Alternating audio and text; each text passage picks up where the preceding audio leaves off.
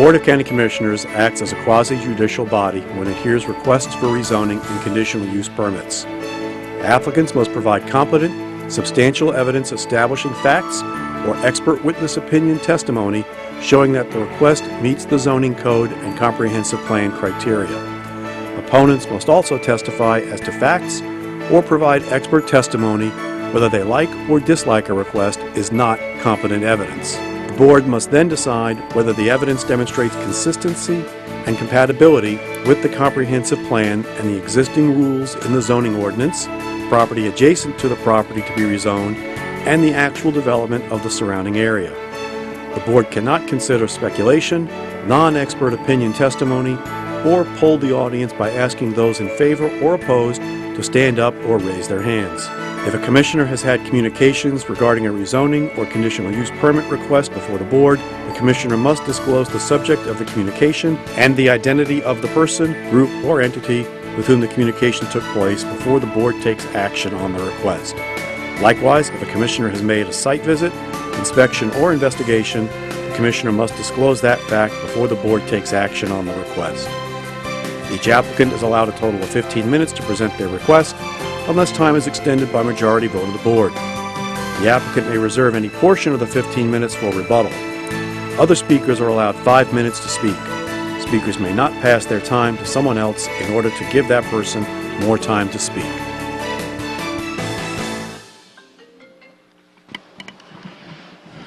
Good evening and welcome to the April 4th Brevard County Commission Planning and Zoning meeting. It is 5 p.m. and with that I'd like to call this meeting to order. I just ask that you take a moment of silence with us.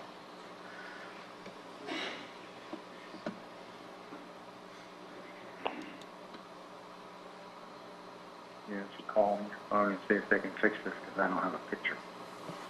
And I don't want to just start clicking on shit. It says up next on it. We can hear you, Kurt.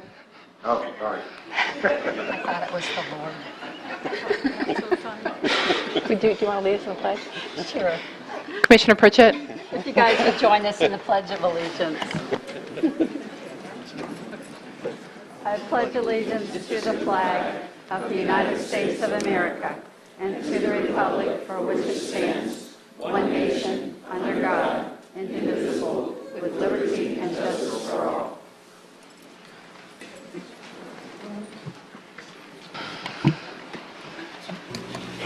Okay, we have no minutes for approval, no resolutions, and nothing on consent. Quick question before we get to anything. Sure. Can I go ahead and make a motion, even if it may be a little redundant, just in an abundance of caution, to permit Commissioner Smith to appear telephonically? Sure. Second. I have a motion by Commissioner Lober, second by Commissioner Pritchett. All those in favor say aye. Aye. Any opposed? Motion passes unanimously. You got us, Commissioner Smith? Yes, I'm here. Okay. Can We I- heard you. Can I ask a few questions? Absolutely. Commissioner Smith, can you see the board members sitting here in the commission chambers? No, I can't. I clicked on the thing that I'm supposed to click on, and it says up next on SCGTV, the Brevard no. County Board of County Commissioners meeting. And there's a little circle going around and circles in the middle of the screen, but I have no picture.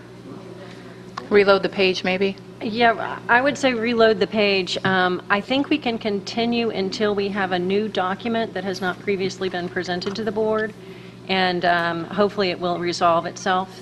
I got it. For the members of the public, hopefully this will resolve itself. If you have new documentation that has not been sent to the zoning office or to the commission offices before this meeting, you can present it tonight, and Commissioner Smith, if his computer issues resolve, will be able to see it if you will put the documents on that gray projector right next to the podium, and it'll show up on that screen behind the Board of County Commissioners. So please use that projector if you have new documentation to present tonight. Thank you. Madam Chair, Yes? I have the screen. Wonderful. I have Eden Bentley speaking. Thank you. Okay, great. All righty. We're going to move on to public comments, and I have one card. Mr. Ron Barcher. If you could just state your name and address, or at least the city. This is 3 minutes, right? Public comments. We'll stop. Let him get situated.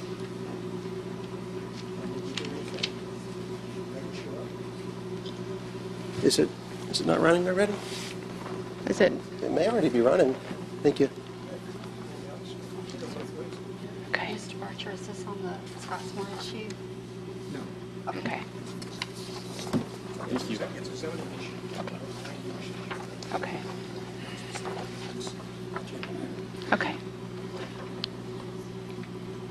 Can we give him a hand so that can pop up? Okay. All right, we've got our Tier 3 tech support now. Got it?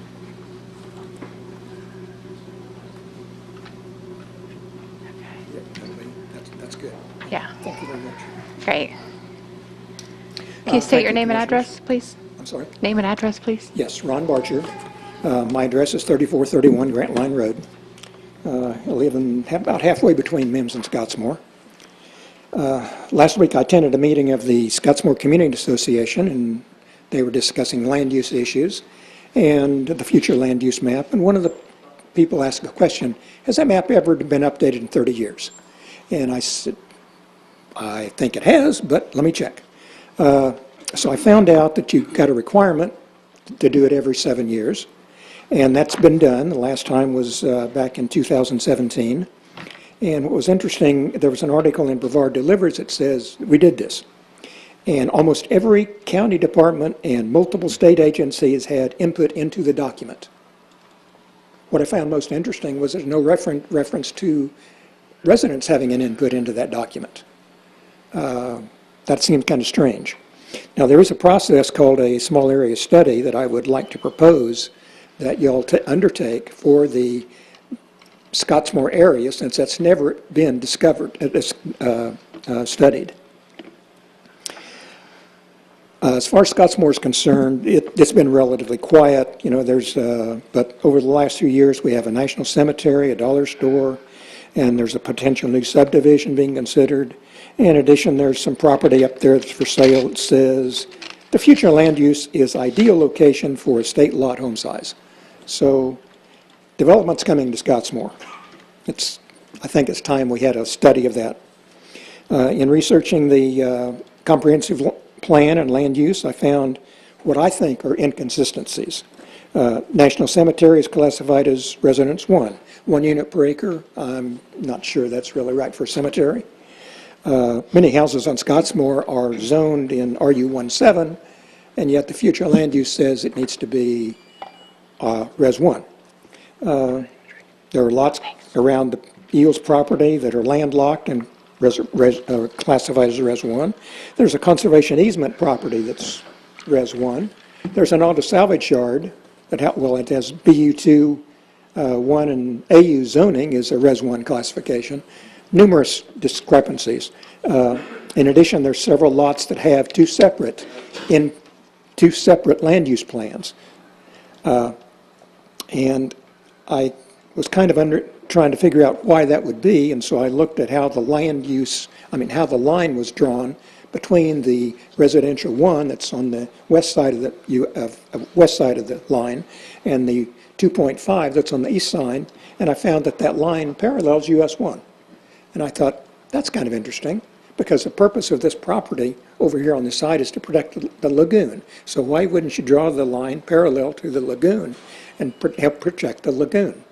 And it just looked to me like at the time that line was drawn, it must have been drawn with the intent to increase the residential area, the high density Mr. residential Barcher, I hate to cut area. you off, but your time is up. Okay. One more thing. I just would like for you to consider taking a study of the Scottsmore area.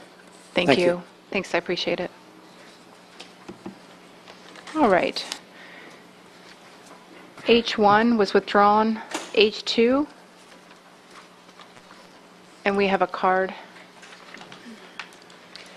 H2 is a proposal by Chateau Madeline LLC, represented by Robert Casey and Dennis Morrill, requesting a conditional use permit for alcoholic beverages for full liquor for on-premises consumption in conjunction with an assisted living facility in a PIP zoning classification. This property is 3.76 acres in size and located on the east side of North Wickham Road in District 4. Okay. Yeah. Mr. Casey, Robert Casey? Is the applicant? Yeah. Robert Casey, I think it's 3870 15, right? Esplanade Avenue, Port Orange. You're the applicant? I'm representing the applicant, Okay. yes. Does anybody have any questions? I think it's pretty clear. Commissioner Smith, Yes, ma'am. did you have any input for this item? It's in your district. Yeah, I'm perfectly fine with this issue. Move to approve. I have a motion by Commissioner Lober, Second? second by Commissioner Pritchett. All those in favor say aye. Aye. Any opposed? Motion passes unanimously. Thank you. That's it. Thank you.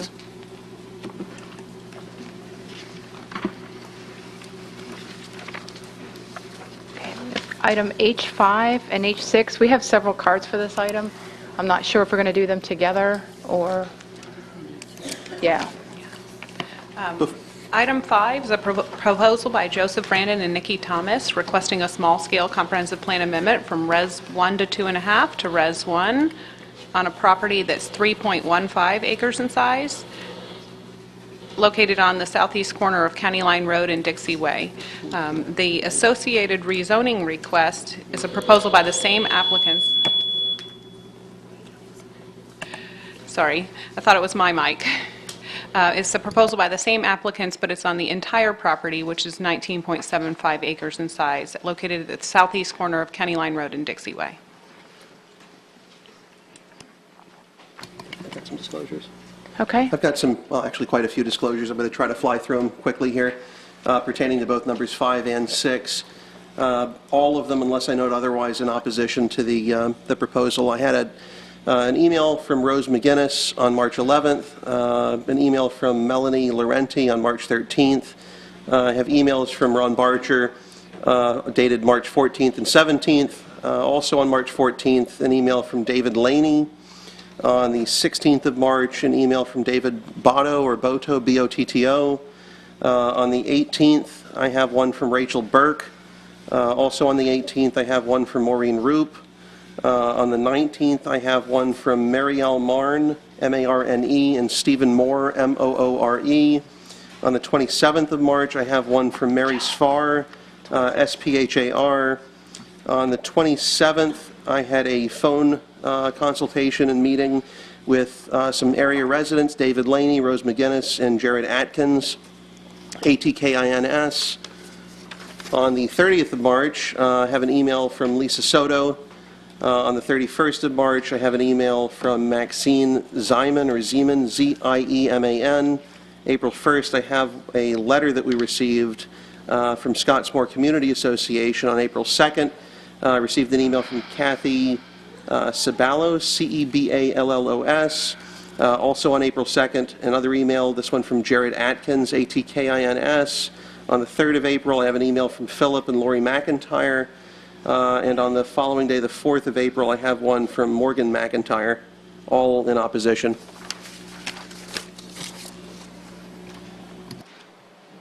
Commissioner Pritchett, do you have a disclosure? Yeah, Madam Chair, I submitted them all to the clerk already, and they're in our packet, but I think I had pretty much the same ones you Yeah. have, sir. And so they're numerous, and they're all out there for public record if you guys would like to review them. I was going to disclose the same, and I also had a meeting in my office with David Laney, Rose McGinnis, and Jared Atkins on March 27th, and the discussion was their opposition to the rezoning of this to their area. They had concerns about whether or not it was consistent, and it was about 45 minutes, maybe an hour.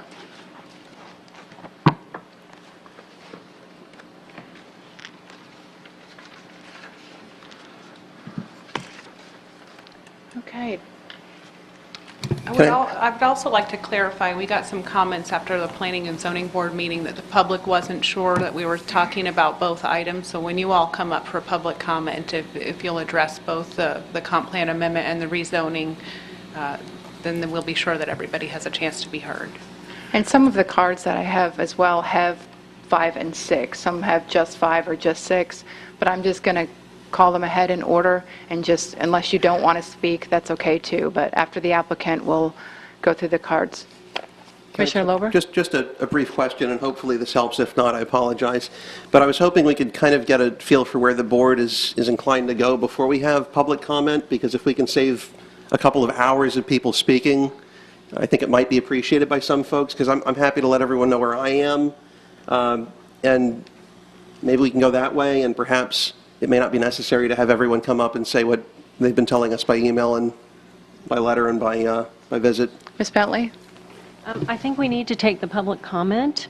You can discuss it some, but you must not prejudge before you hear the public comment. I tried. Okay, Mr. Buchanan? Excuse me. Thank you. And are you representing the applicant? I am. Okay. I'm Stuart Buchanan. I'm here representing the applicant. My working address is P.O. Box 1545, Titusville, Florida, 32781. I know that you have many speakers, so I'm going to be very short on my introduction and my presentation so that you can then hear from the public, and then I can do the applicant's rebuttal after the end. Thank you, Don. I may need some help also because I understand that Commissioner Smith isn't here, and I do have a handout for the commissioners that I wanted to present. I've already given a copy both to the clerk of the board, and I'll provide one to the commissioners and staff.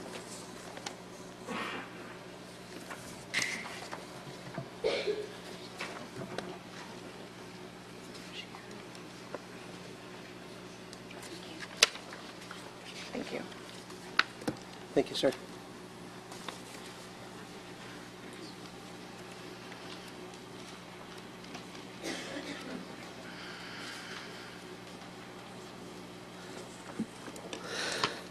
As I stated, I'm going to be very short because I understand you have a number of members of the public who wish to speak, and then, of course, I would appreciate the opportunity to come up afterwards for rebuttal. This is one of the most straightforward requests for rezoning that you'll possibly see. The property currently has 16 acres, which has a future land use of residential 1. The zoning assigned to it is agricultural use.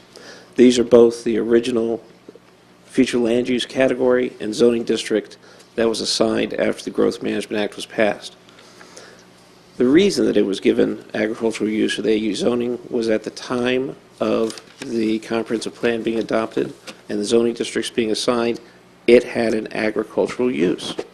It was a citrus grove with a bona fide ag exemption. It has not been a citrus grove for many, many years. This is why it is acceptable to come before you and request rezoning. If you look at the aerial, I would encourage you to note that this is not a property that's in its natural state. It was clear-cut decades ago. It was planted as a citrus grove. The citrus grove is now defunct, and therefore we revert back. We look at the future land use of residential 1 on 16 acres. The small portion that has, which is your small-scale comprehensive plan amendment for approximately 3.15 acres, that request was simply to provide consistency for the parcel as a whole. The applicant has already agreed to enter into a binding development plan to limit the total development to 14 lots. I'd like to stress again that under the future land use category, the 16 acres is already residential 1, which would be 16 dwelling units. Again, the applicant is willing to, with or without the small-scale amendment being approved. The applicant is simply asking for the rural residential zoning designation to be assigned to this property. They're willing to enter into a binding development plan to limit it to 14 lots. I would encourage you at some point to seek input from the county attorney that's present so that you could find what the process would be should the request be denied, what the next 2 steps would be for the applicant after administrative relief has been exhausted. Again, I know you have a number of members of the public, so I'm going to go ahead and step down, and I'll be happy to answer any questions that you have. Great.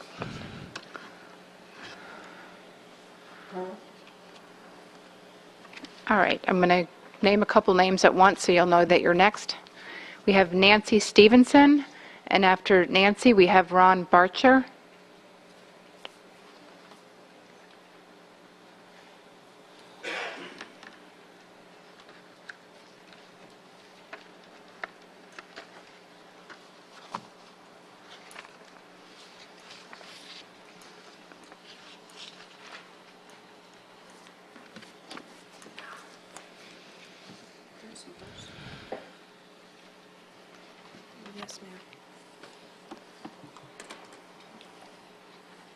Good afternoon. My name is Nancy Stevenson. I'm at 6600 Possum Lane. It's a rural area. I'm on County Line Ditch Road. I'm about 1,500 feet away from the adjacent property. My family also manages a property that's less than 800 feet away from the said property. We're giving out some handouts. It's also some aerial maps. Now, there'll be two. One shows what I want to say the Brevard side, showing roads in the rural area. The second one is showing more on the Volusia side, conservation protected areas, how some of the ditches flow, and we'll get into that here in just a few minutes. This project greatly impacts not only the neighbors but the community, along with the concerns of water quality and availability, the environment, neighboring agricultural lands, and the future conservation areas, and the Indian River Lagoon. Like I said, this property is very close to my family's property, which is an agricultural use. Our area is considered rural agriculture, with the smallest tract close by is 2.5 acres, but that is only because it's a family unit. It's a total 10-acre where a family, mother-child, split up a 10-acre block. So the child has a 2.5-acre block on the same property. People relocate to this area in search of large acreage, space, quiet way of life. They want the room for their livestock and their families. They don't want to open the kitchen window and talk to the neighbor. Many that have had to settle for a 2.5-acre piece of property wish that their property was bigger so that they could have more animals, crops, and freedom. Like I said, we've handed you these maps so you can get an idea of the layout of the property at question. The main roads in and out of this area are County Line Ditch Road and Dixie Way. County Line Ditch Road running east and west. It is not a paved road. It is covered with millings. Dixie Way, traveling north and south, is dirt. Both of these roads, if two cars were coming opposite directions and wanted to pass, one vehicle has to yield to the side so that the other can get by. And we kind of make a joke about it, and you may have to yield to livestock or wildlife and let them finish before you can go on about your day. I want everybody to keep in mind that those are the two roads that would have to support this extra traffic, meaning construction trucks, deliveries, garbage, power, emergency vehicles, everything above. When you factor in 2.5 vehicles per house with these additional homes, that's an impact on the roads. On the north side of this is all conservation areas. On the Volusia side, that is a 1 parcel per 10 acres. And forgive me if I say it wrong, and along with the conservation areas. The County Line ditch itself flows east. It is the main ditch for that area. It starts at US 1, goes completely through the conservation areas, and unloads into the lagoon, straight into the lagoon. Again, it's mainly a rural and agricultural area. Agricultural businesses are the major part of the Florida economy. In the 2012 census of agriculture for Brevard County, along with the state, the majority of farming operations are produced on 48, 49 or less acreage, with the second major income coming from cattle and the third from citrus and fruits. There are many property owners up there with agricultural practices, whether it's cattle, citrus, or other fruits and vegetables, or even horse operations. Along with that, many of these families have young children, our future generations. Our comments and concerns are brought up by the properties. One of the concerns that was brought up was that this is a family's investment and they're trying to, their retirement. That's the same with everybody up there. That's our life, that's our future, and we want to respect it and take care of it. We bought these large tracts of land for privacy, conservation agricultural practices.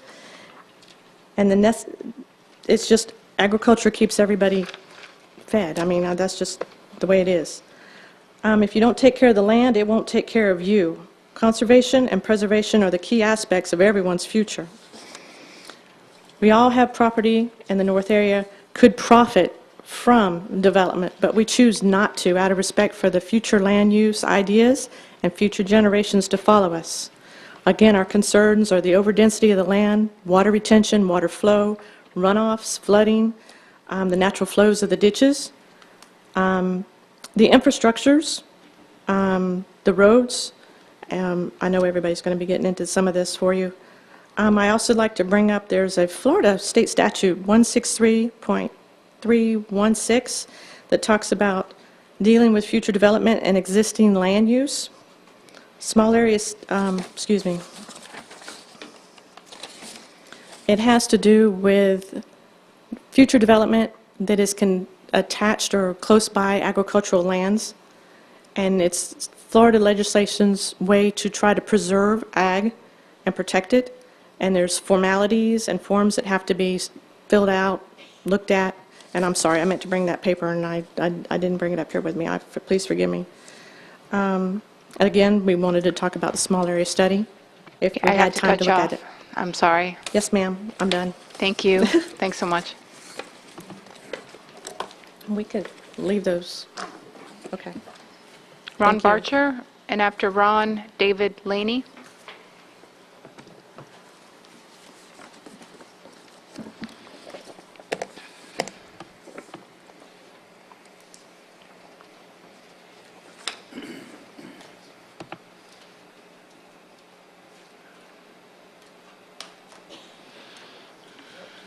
Thank you, sir. You just give them to us. Ron Barcher, 3431 Grant Line Road. The map I just handed out shows the property in question and also shows the septic tank overlay on this property. And the blue line that's down the middle of that property, I mean not the middle, but towards the, on my case it's right, shows the division between the Res 1 and the Res 2.5. And you'll notice that all that Res 2 property, it's Res 2.5, is all in a property it's going to in the septic tank overlay, meaning they need to have high-performance septic tanks. My concern with your changing the land use on this, and I want to address specifically the land use, is changing the land use on this property is you then allow 3 residents per acre. I mean, this is essentially a 3-acre property, so you're allowing 3 residences in there. That's 3 septic tanks. If you leave it at 2.5, that's 1 septic tank. What that means is you're increasing, if you approve this, you're increasing the pollution to the river by a factor of 3. And it's been stated that pollution goes straight to the river. There's another important consideration that I wanted to bring up, and that is that density, like beauty, is in the eye of the beholder. If you live in a city, 1 acre of property, 1 house on 1 acre, that's tremendous density. But if you live out where we do, that is a very high density, 1 house per acre. You know, what we have in a lot of our property is 1 on 2.5 or 1 on 5, 1 on 10, 1 on 20. That's what we consider low density. This difference in perspective is very important because when you make a future land use change, you should not have a negative impact on the residents that live there. The residents that live in this rural area, we desire to have what we perceive as low density, not what someone else perceives as low density. We rightly expect that the land use will continue to be compatible with our community values. So I would request that you please deny the land use change. And I had a question. I have submitted 2 cards. Will I be permitted to speak on the zoning separately from the land use? If you're requesting additional time, that's up to the board. We would recommend giving additional time. Okay. Do Yes. you want me to do that now or to do that? If you submitted 2 cards, Yes, it's probably easier if you come back up, possibly. I don't know, what do you think? Unless we, it's, we can do it now Let if me- you like. Let me If- go ahead and just make a motion that if someone has indicated both items, or if they've submitted 2 cards, that when they come up for either, that we go ahead and double the time if that's what they want to do. That's fine, yeah, we'll give them the option. okay. And I'll go ahead. I'll just not dispose, I'll put your other card with this one. So did Okay. you want to start your next 5, or do you want to finish this first 5 and then start another 5? Does that make sense? I can go ahead and start the next, if that's okay. Go ahead and reset it. Thank you. All right. Thank you. Okay. I did want to address the item H6, which talks about zoning. You've heard a little bit about rural lifestyle, and I'm sure as other speakers come up, you're going to hear more about rural lifestyle. I want to explain that a little bit more. Have you ever looked out your window and seen a gopher turtle laying eggs? I have. Have you ever seen a bobcat stick his head out from the pimento in your backyard and look around and say, oh, you're not a threat, so he just calmly walks off over to the pimento on the other side of your yard? I've seen that. Have you ever walked around your house, the corner of your house, surprised a flock of wild turkeys and have them fly off all of a sudden off into the pimento? I have. Have you ever seen a wild hog peer his head out, look very closely at you and think you're a threat, and then take off running crashing through the pimento? These are the kinds of things that I've seen. I like to read my morning paper on the patio, where I frequently hear a rooster crowing or a cow mooing. I enjoy these sounds and other sounds of wildlife: a blue jay squawking, a squirrel scolding, a hawk screeching to scare up dinner, an owl hooting. City folk think these sounds are irritating. I find them very pleasing and relaxing. Most of us who live in this rural area of Mims and Scottsmore do, precisely because we enjoy the rural lifestyle. My nearest neighbor is hundreds of feet away. Life in a rural neighborhood is much less stressful than a crowded city, and you all know the studies about increasing crowding increases stress. We live out here because we enjoy the relaxed and peaceful atmosphere. We don't have to have a car drive by our house every few minutes. Even the traffic on the federal highway that runs through our area is far quieter and safer than when that same highway runs any place south of us. Excuse me.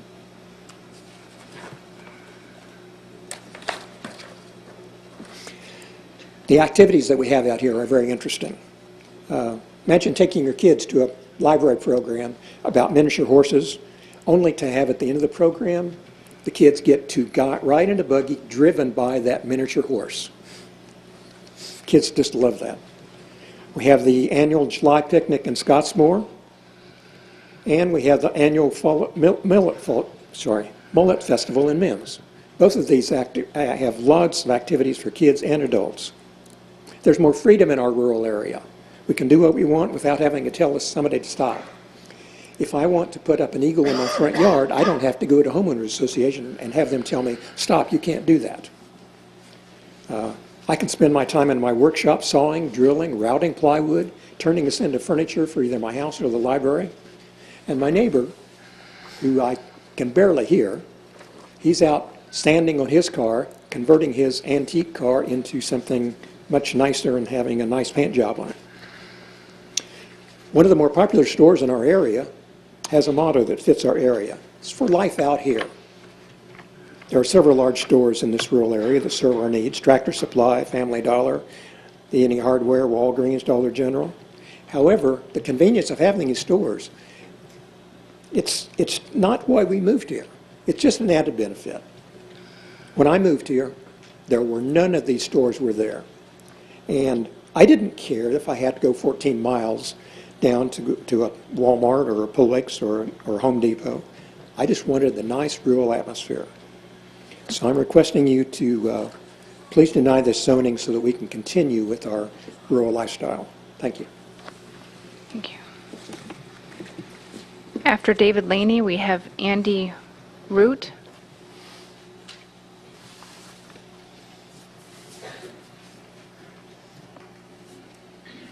I have you down Good for evening. item 5, so I have item 5 and item 6 cards in. is it okay to put this time together for you? Sure. To speak? So then I'll just increase Sure. your time. Okay? And the applicant can have more time as well. I mean, we weren't anticipating going this route, but the applicant can have the additional time if needed.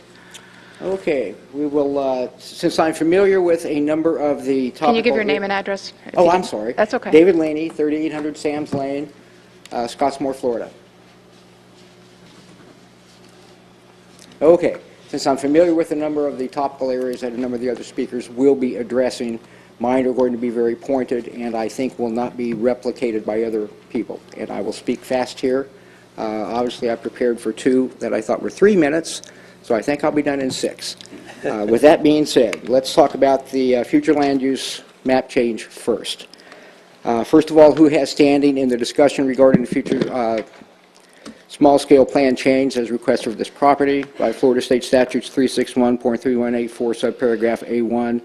The affected persons are those who own property within the boundary of the local government whose plan is the subject of review, which means virtually, well, not virtually, every resident of Brevard County has standing.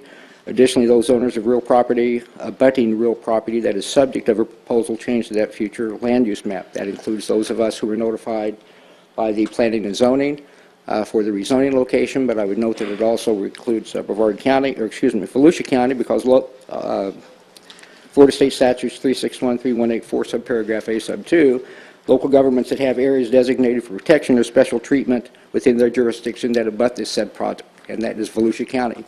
The property immediately on the north side of this property that's requesting the small area plan change is a conservation area designated conservation corridor. That's just establishing standing here on who's talking and why we're talking about it. Okay, let's talk about future land use maps. Future land use maps cannot be further than something cast in stone. They are not intended to be something that is cast in stone. When they were established, coming after the 1988 Robert T. Stafford Act and as amended in 2002, future land use maps are required to be viewed on an ongoing basis. The most recent requirement for that comes from the, in guidance to the states, is from FEMA, Probability of Future Hazard Events, FEMA State Mitigation Plan Review, effective March 6, 2016, Title 44, Code Federal Regulations, Part 201, and it dictates what has to be taken into account in a risk assessment associated with future land use maps. Associated with that, what has to be taken into account is the probability of future hazard events that must include considerations of changing future conditions, including the effects of long-term changes in weather patterns, climate, and identified hazards. Now, the reason I'm bringing that up is right now you're in the process of considering increasing the density utilization of component of the future land use maps. Let's take a look at the area that we're actually talking about, which is that intersection of County Line Ditch Road and Dixie Way, and what lies east of it to the lagoon. First consideration from a risk and hazard associated with future climate changes is that associated with storm surge. The new National Oceanographic and Atmospheric Administration have combined their projections with the Army Corps of Engineers, and you will find when you go to those most recent projections, which have now been published, for a Category 3 hurricane, if it comes directly in at that point, and this material is all available online, for a Category 3 hurricane coming directly in on that section of the east coast of Florida, you'll have up to 3 feet of water at Dixie Way. Category 4 hurricane coming directly in at that point on the east coast of Florida, you will have up to 4 feet of water, 4 to 5 feet of water standing in Dixie Way. This is definitely a flood surge, hurricane surge area. Compounding that, if you take into account the future sea level rise projections due to whatever you wish to attribute them, the fact is it's happening. Sea level around Florida is up to 8 inches higher than it was in 1950 and is projected to rise another 6 inches in the next 15 years. That next 15 years is based on the projection that was done in 2017 by NOAA, again, National Oceanographic and Atmospheric Association. Actually, there's 2 points that are identifiable that you can pull data specifically from on the east coast of Florida.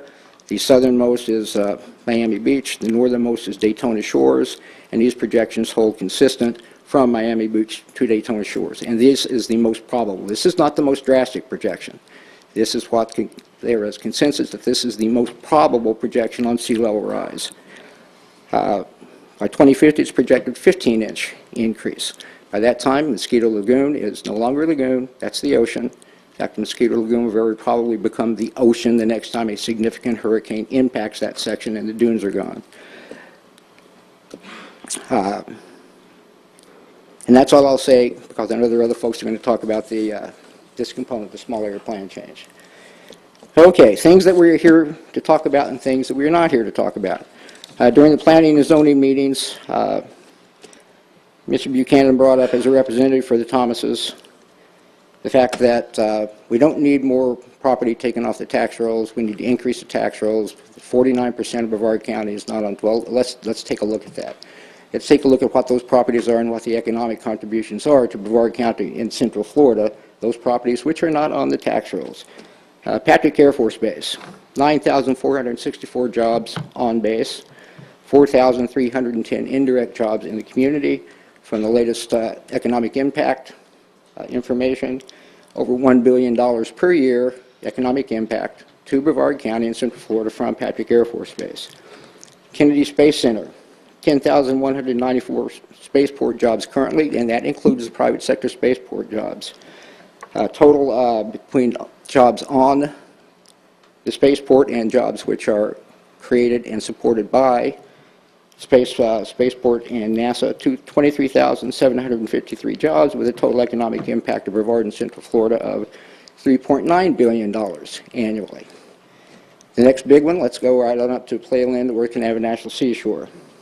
Canava National Seashore has a total of over 1,000 direct jobs that are supported by it and economic impact back to the community of over $111 million annually.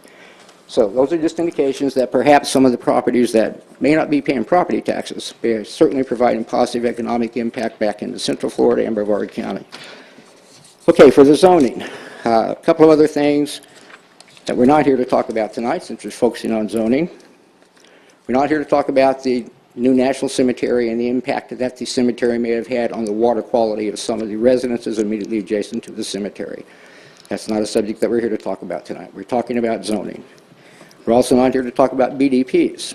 BDPs don't occur if the zoning is not approved. We're here to talk about zoning. Okay, Brandon and Nikki Thomas have requested a change in zoning on 19.75 acres in Scottsmore, Florida. Their request is to change the zoning from AU 2.5 1 house per acre to RR 1 house per acre. By Brevard County Comprehensive Plans, Plan and Policies, requirements for this request are: the area is adjacent to the existing residential 1, but current land use designations are inconsistent on that. Yes, there is residential 1 on the 107 acres at the immediately southern border. A component of that 107 acres is Res 1, but there's already been discussions from Mr. Barcher regarding whether or not future land use map and establishing classification Res 1 on those properties was appropriate to begin with. We feel it is not. Okay, another consideration or requirement by administrative policies of Brevard County for classifying a property as R1. The areas which serve as a transition between land uses of land use designations with density greater than 1 unit and areas of lesser density. You've all seen maps of this area. This property does not meet that criteria.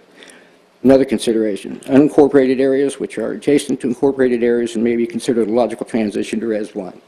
If you've seen the maps, this property does not meet that requirement. Other considerations associated with approving this zoning change, also from Brevard County Comprehensive Plan Policies Administrative.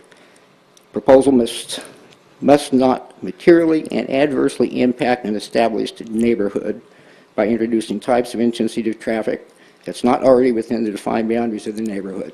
Now, what is a neighborhood?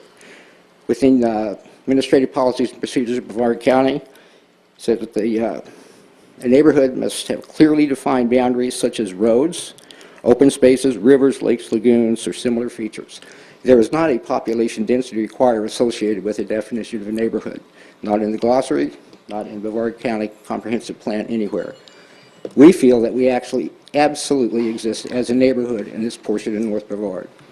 We share common values, we share common social interaction, we are dedicated to the same qualities of life, The boundaries that I propose are County Line Ditch Road, that's the north end of Brevard County.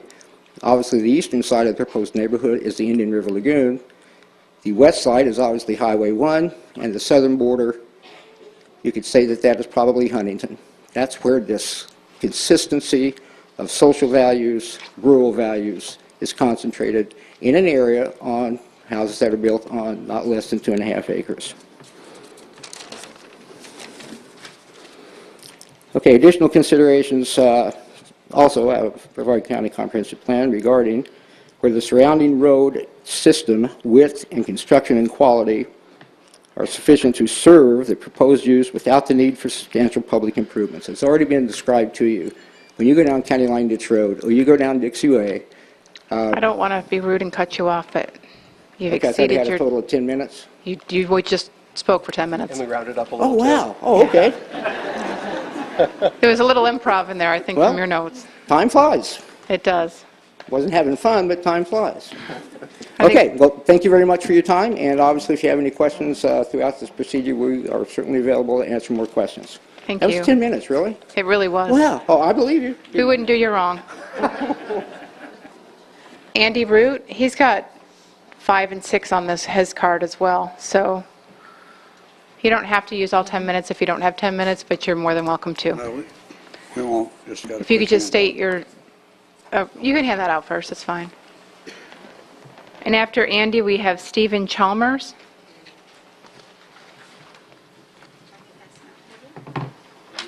You can just give him to me.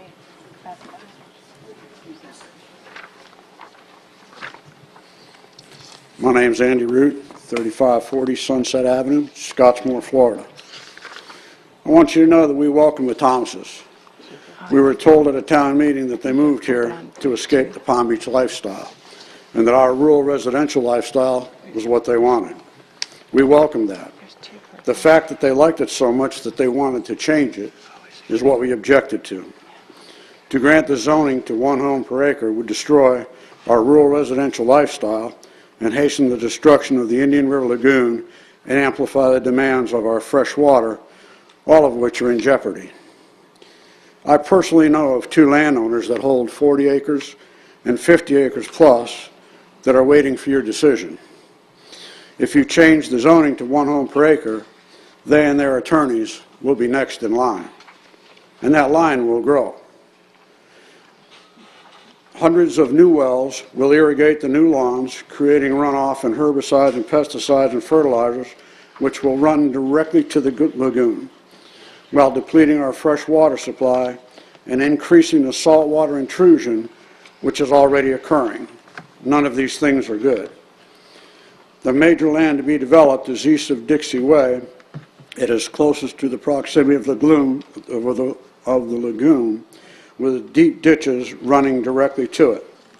The loss of birds, fish, shellfish, and aquatic plant life can directly be attributed to this pollution, and with every new home built in small lots will increase and hasten the death of the lagoon. While saltwater intrusion has already started because of the freshwater depletion, we cannot reverse that. It will only get worse. Lastly, the county needs to be aware of the direct cost to the county. 90 to 100 new homes on these sites will greatly increase the demands for fire, police, and schools. The county is in the process of upgrading Coral Avenue. None of the other roads in Scottsmore can handle this kind of traffic, and we will all have to have major upgrades. The roadways with a 3 to 5 foot shoulder that have no berm, no signage, or any kind of warning are an accident waiting to happen. The cars and trucks running into the ditch are a lawsuit waiting to happen. With the upgraded roadways, Coral Avenue, the cars are now traveling 3 to 4 times faster than when it was dirt.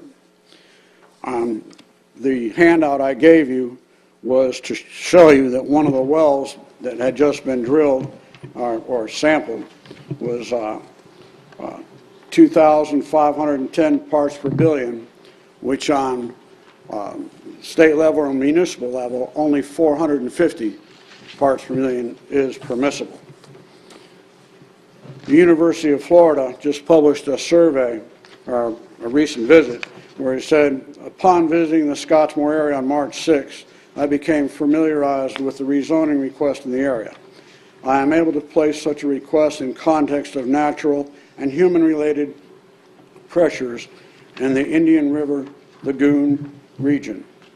I think that any new infrastructure development in coastal areas around the Indian River Lagoon in particular needs to be examined carefully and sensibly.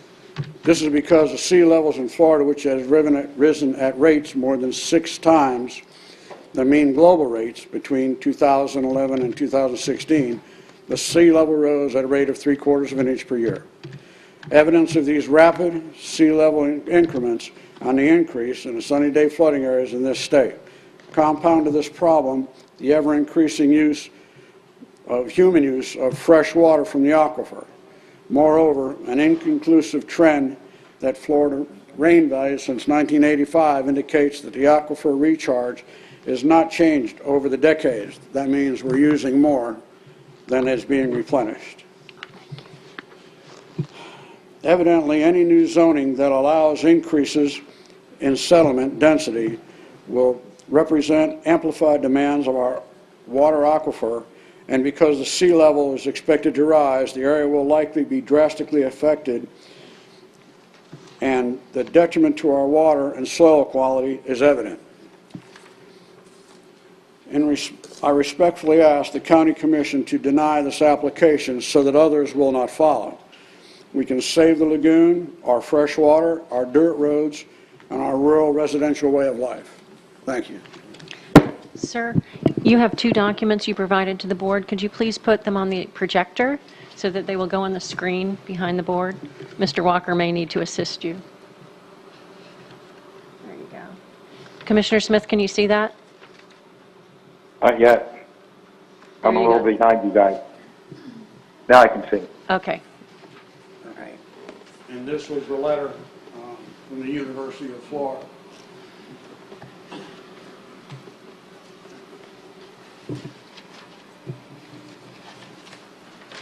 Again, the most important thing here isn't just this subdevelopment that's being proposed, it's what's going to happen after. Talk in the mic, just so we can hear you. You have more time. The most important thing is not just this development, it's what's coming right behind. And that we can't stop unless we stop this. Thank you.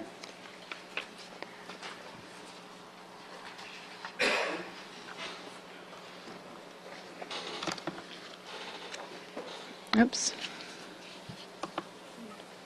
All right, you have 10 minutes as well. Thank you. My name is Stephen Chalmers, Winbrook Drive in Palm Bay. I want to start by saying how much I respect and appreciate the service of all of you and the responsibility you take on making decisions such as this one in particular this evening. I have some reservations, though. It appears one of you might be a pirate. Oh, my gosh. Which one, sir? I won't say. It's hilarious. I'm representing the MRC, and I think our letter to each of you speaks for itself. I want to just emphasize the last paragraph, as my predecessor speaker. This is an important event or a decision that is before us because of its future ramifications.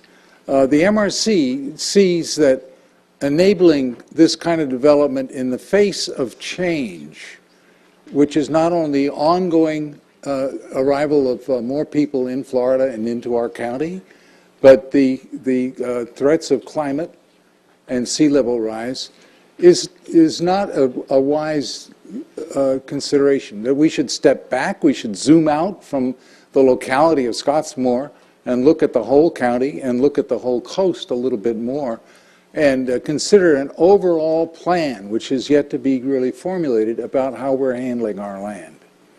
So with that, I will yield the rest of my time. No questions.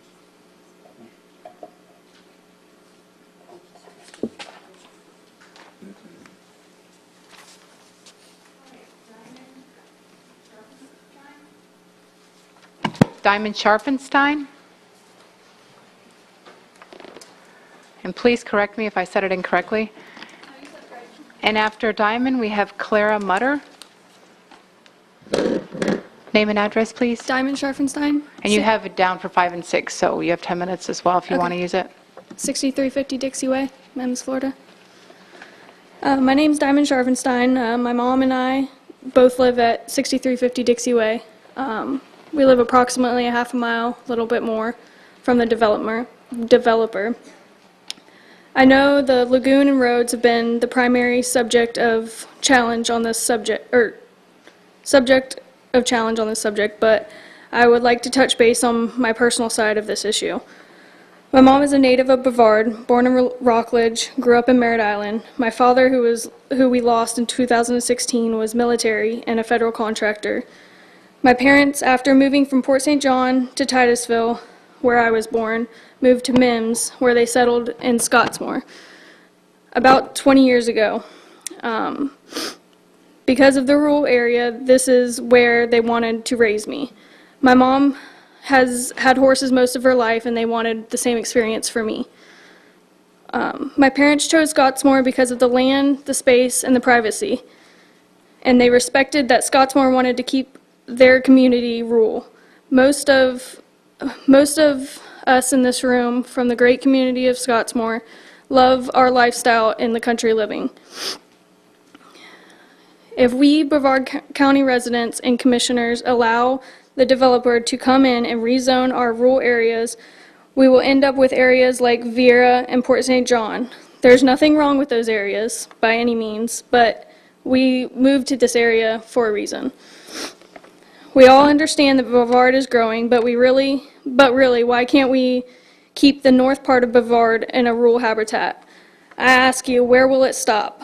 If you continue to let this rezoning and development move forward, the big question is, why can't Brevard County stick to its own requirements that they have already put in place? They put these in place for a reason, right? Thank you for your time, and I hope you all seriously consider keeping Scottsmore a rural area. Thank you. Thank you. Clara Mutter, and after Clara, we have R.C. Kirk.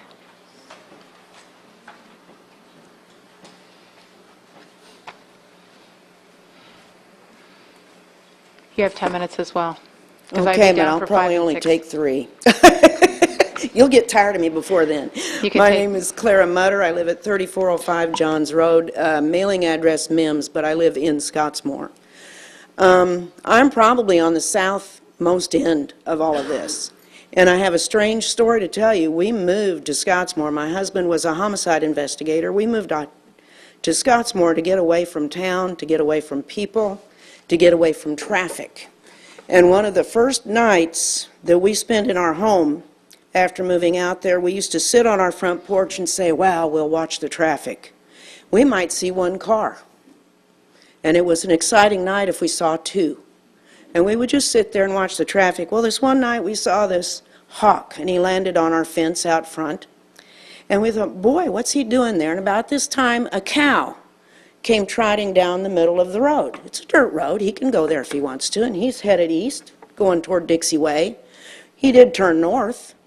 Behind the cow was a guy with a stick driving the cow that way, but he was about 50 feet behind. And then after the guy with the stick was a pickup truck full of kids following the guy, following the cow. We had a parade in Scottsmore. Now, you don't get that in town. You just don't get it. Our first Christmas, the Scottsmore Volunteer Fire Department came by with Santa Claus on the back of the fire truck. Sirens, everything, there's Santa Claus. Our son was maybe 10 at the time. He ran out there so excited, he'd never seen anything like that. The point of all of this, I didn't come as prepared and as knowledgeable as all of these people because I live there. It's what we wanted. We built our house with our own hands. We put our fences in ourselves.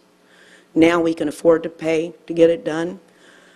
I can understand the owner of the property wanting to chop it up and sell it for as much property, as much money as possible. After all, my family's in real estate. I can understand that. But I can't understand destroying a neighborhood for one person, for one party. And that's what would happen. You would destroy a neighborhood, you would destroy a group of people for one person to make more profit. He can still make profit on his property at 2.75 acres.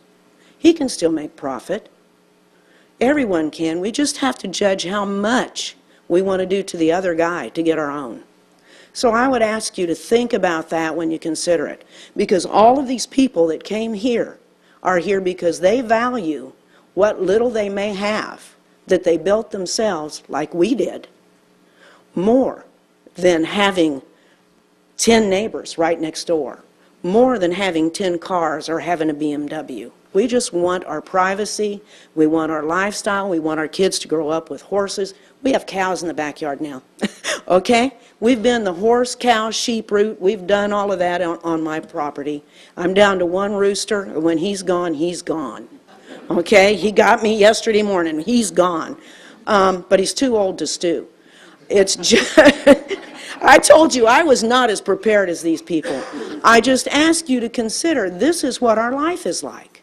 This is what we treasure most. And there should be a place for us. Okay? That's all I have to say. Thank you. Okay. R.C. Kirk, and you have 10 minutes as well. And after R.C., we have Lewis Sanders. R.C. Kirk, 3001 Lionel Road. I'm kind of on the cuff there of Mims and Scottsmore. I have a daughter that lives on Carter Road. She just moved into her home July 4th. And then I have a stepson, Ray Merchant. He's on 2.5 acres right there by County Line Road that he's having a new home built right now. And one of the things, I've been in Titusville 57 years. I was born there in 61. And I used to do a lot of work for Mr. Parrish and Mim Citrus. I was in the equipment business and still am. And used to do a lot of pushing in the groves when they would hedge and top them and tear out old groves, and canker would come along and where they could replant. And I worked that area, and I've seen it underwater so bad that we couldn't even work in there. We had to move on to a different area, and because equipment couldn't even move. That's how bad it is. So, and then the other thing, Nancy brought it up about the liability of the road. I went in that ditch one time with a machine. I know what it's like. And so you've got a real liability there. Like I said, Ron and her pretty much covered a lot of the stuff that I wanted to talk about. But the other thing, too, is just for the common knowledge of the Volusia County side, just a week ago today, there was a piece of property, it was a little over 200 acres that was belonged to Truett Cathy, which is the founder of Chick-fil-A. They called it the land of milk and honey, if you look it up on legal description. And he sold it, he died and sold it, the corporation sold it, and the people sold it again last week, and it's being fenced for cattle, okay? And then the Bernard Parish Grove on the Volusia County side, because Mr. Parrish had stuff everywhere, Edgewater all the way down to, I think, to West Palm or everywhere. But, so basically, you know, there's people spending money, and that family that bought that property paid really good money for that property, and they're also looking at 326 more acres to buy in that same area. And it's right over the line, everything that they're doing. See, Volusia County, you know, not much was happening in their south part, not much was happening in our north part, and everybody was like-minded, you know. And I kind of agree with them. You know, if you let this go through, then you're going to set a new precedence, and then here comes everybody else, you know. And then it's, you know, I live on. Well, my daughter lives on Carter, and I've got 5 acres on Lionel. And another thing that, you know, at 2.75 acres, the property's so low that they could come in and put a small pond in there and have the state stock it. I did that, okay, at my place. And I got tilapia, bass, all kinds of nice fish that I enjoy fishing. And because fill dirt's not cheap. It's $200 a load now. And, some of them places, somebody gets ready to build, they're going to have a $30,000, $40,000 fill dirt bill. So I don't think they're really thinking it through. Also, you got a man on 10 acres right there that bought 10 acres, put up a 3,000 square foot home, okay, spent his hard-earned money. Okay, the place is beautiful. He just had an appraisal done. It's over $700,000. You come in here with this, he's going to drive down his value. Okay, same thing for the ones that's got 2.5 acres. Ray worked hard, and he rolled out of his old house and he's rolling into a new one, and you're going to drive down the value of his place. So I just want you to think about it, and also the water issues. If another storm hits, and there's people in this room right now, Roy's son, Mr. Roberts, and Lewis Sanders that's coming up here next. They can tell you, they've seen the water in that area. I mean, deep. So it's just a matter of time, it'll happen again, And then, like I said, that liability problem of coming down that road, I don't know if any of y'all been up there and seen it, but you have basically got to get off the side of the road and let the other person come through. Thank y'all. Appreciate it. Thanks, sir. Thank you. Okay, Lewis, after Lewis, we have Barbara Campbell.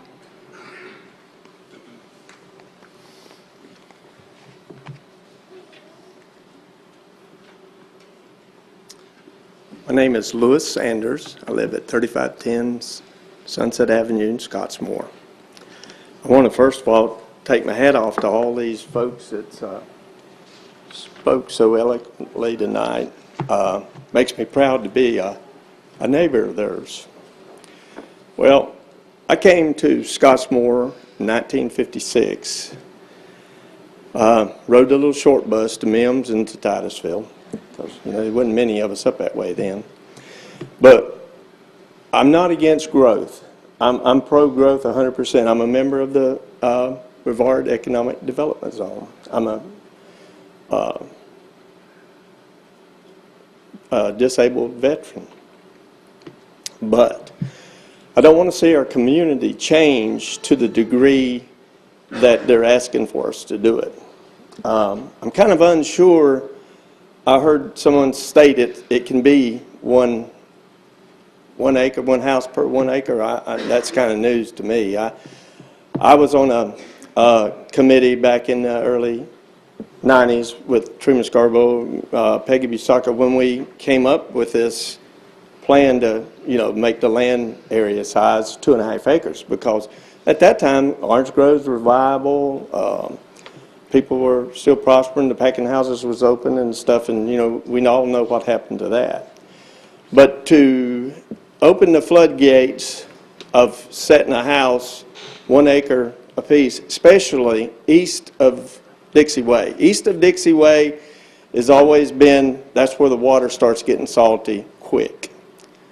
But somebody downhill of an acre lot with a sewer and a well, somewhere down that line, somebody's not going to be drinking that grade of water.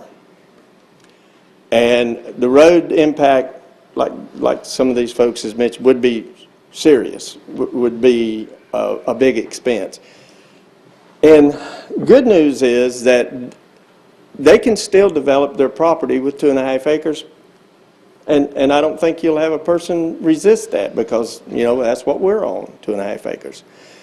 But now I had 10 acres and I wanted to cut my sons out for just 2.5 acres. Well, I went through hell to get it done, because my lot required them to have a easement. And man, did they put me through the hoops. And this is not that long ago. But the development across 95, the Miami Corporation, the future of that area is fine for development. They're going to make a huge impact on that area. They've planned their water, they've planned their easements, they've planned conservation areas, and we're going to have tons and tons of places for people to buy homes and live. But let little old Scottsmore stay that. Hey, my mother's place is on 5 lots, but that's what it was at the time we came here in '56. But seeing that and living there and knowing how that is, and then there's, over the last few years, some people snuck in there and I guess pressured the powers to be to let them build a house per one lot. You're talking 50 feet wide, 135 feet long. Now, 3 septic tanks and 3 wells. We have no city water. We have no, no sewer at all up that way. So I think the impact that down to an acre would drastically affect a lot of people, and not just that. I want to see neighbors and relatives and stuff's coming to Scottsmore, but let's leave it as rural as we can, realizing that it's just not a good thing for everybody to have, 1 acre lots. It's been a pleasure coming before y'all. Miss Rita, I know the rest I haven't met, but I hope y'all will consider that it's just too much of a bad influence on us up that way to rezone this. Thank you. Thank you. Ms. Barbara Campbell, and after Barbara, we have Lyndon Campbell. She has one. You signed up for item 6? Okay.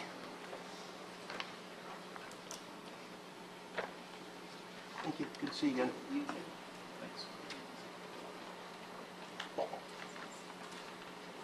Do you have one to put on the projector? I do. Okay, thank you.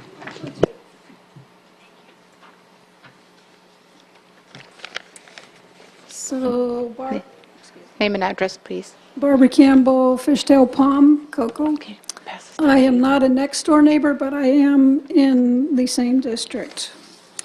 And I have basically 2 points. One is elevation. This is a topo map we're looking at. And if you look real close, you can see the 5 and the 10-foot line. So this property is between 5 and 10 feet. Excuse me. Some of it less than 5 feet. That's pretty low. Also, Would you like some water?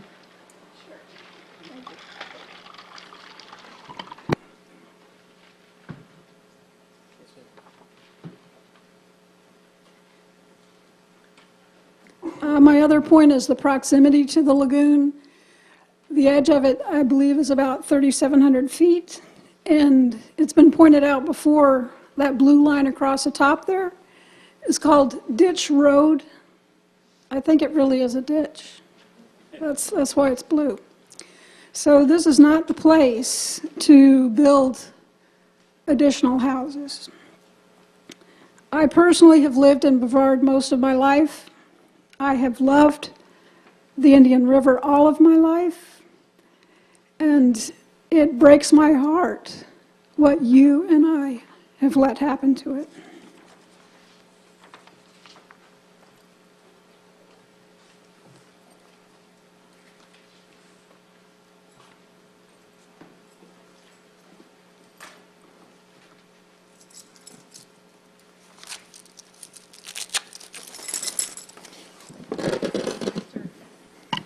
Mr. Campbell, can you just hold on one second?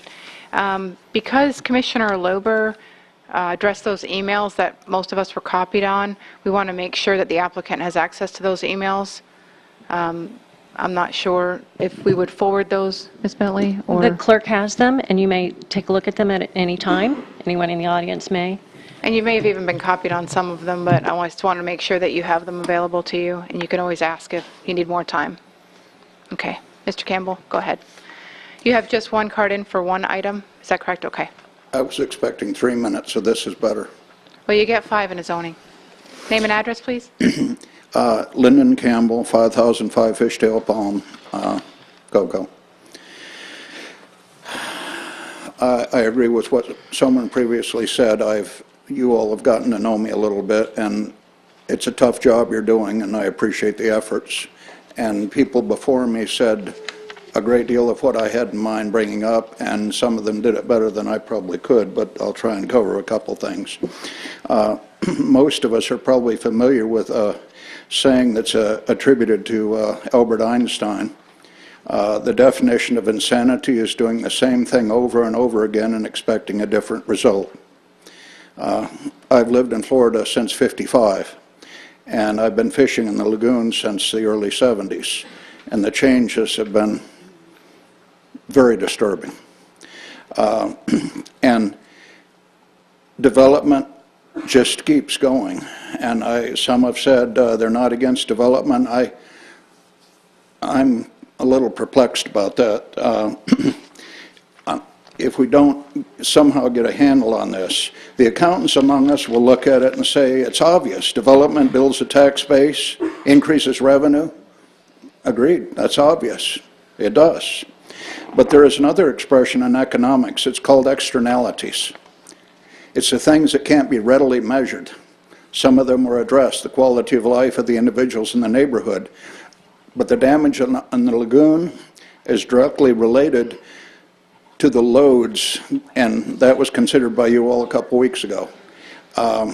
Some point at Big Sugar, MacArthur Dairies, military, a variety of sources.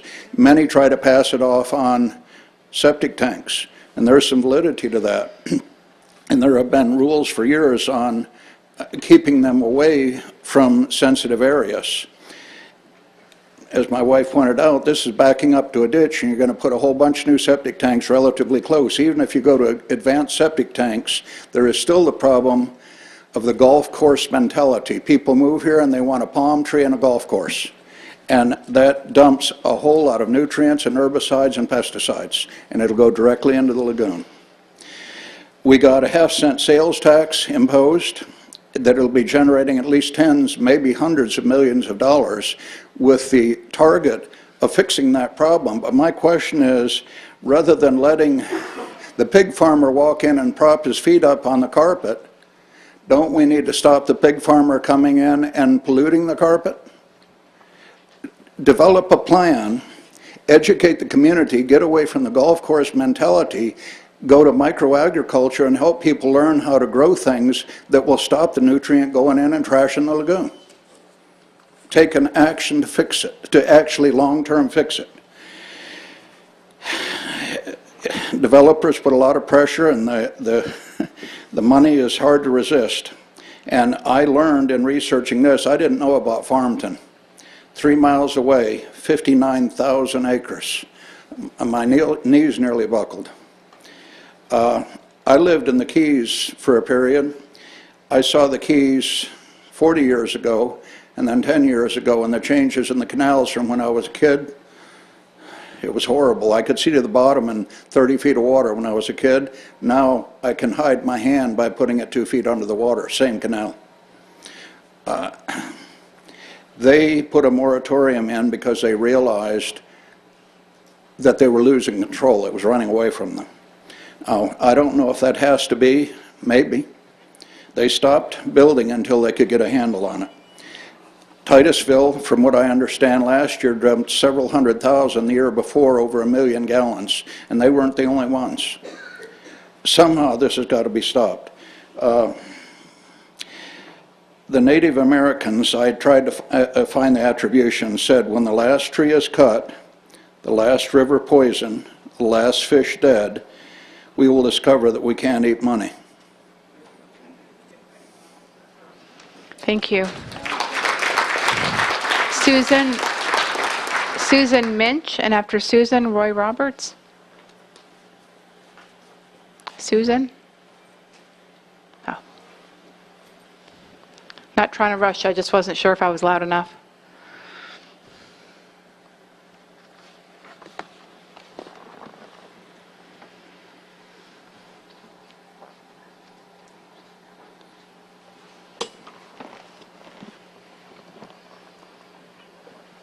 Also, I want to confirm, did you send Commissioner Smith your handout by email? Because do you have that as a document? I mean, we can show it at the end. I just wanted him to have that information to review it. I'd be more than happy to give it to staff and have it scanned and email right now. Commissioner Smith, if you're listening, I am. We sent you an email. If you can access your email, you will have the handout from Mr. Buchanan from Oh, April okay. 3rd. Great. Yes, I have it. Okay, All right, I thank just you. wanted to verify, because I wanted him to have enough time to look it over. All right, sorry, Susan. Name and address, please, and you signed up for one. Is that Yes. okay? 5 minutes, Yes. okay. Hello. My name is Susan Minch, and I live on 5 acres at 3020 Coral Avenue in the community of Scottsmore. Our son and his family live on the next 5 acres. So we have 3 generations affected by this possible rezoning. We live near the lagoon east of Dixie Way, and we're less than 2 miles from the Thomas property. I will begin by commending Mr. Dane Theodore, the school board representative on the planning board. He voted to deny the request for a higher density on the Thomas property. As he so wisely stated, more homes exacerbate the problems of school overcrowding. His reference was to Pinewood Elementary, the only school we have in the extreme northern end of the county. Last week, I met with Mrs. Robinson, the principal of Pinewood, who confirmed the school is already at 90% capacity.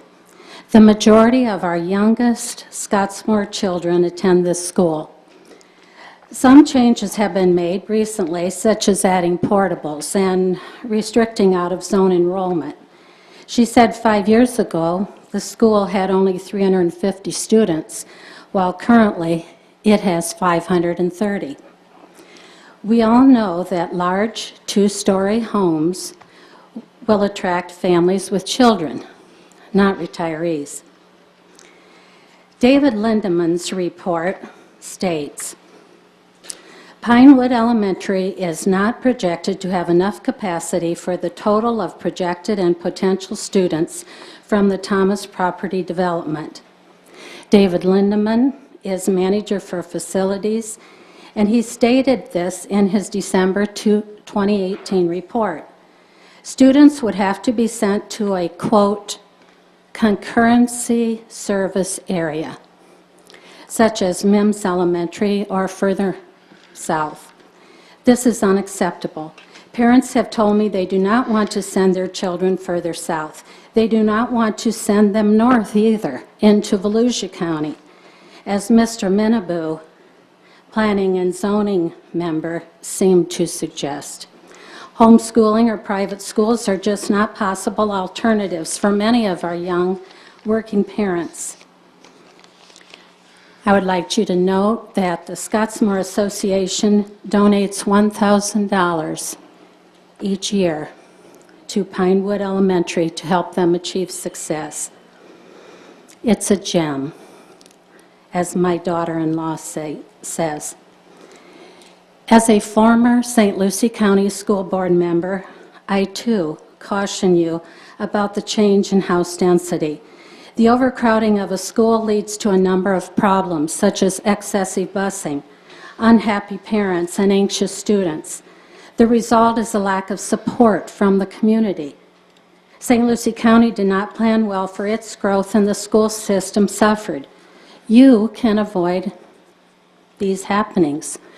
New schools cannot be built overnight, and even though Pinewood is 50 years old, it is Scottsmore's beloved and only elementary school.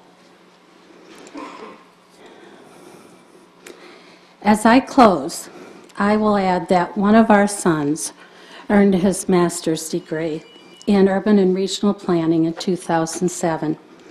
His thesis was titled, A Plan to Achieve Smart Growth in Scottsmore. He researched many of the subjects mentioned by previous speakers. It is now 12 years later, and the predicted growth is upon us, along with its challenges. As you contemplate your decision and prepare for smart growth, listen to all the adults here, but please consider your very youngest constituents too.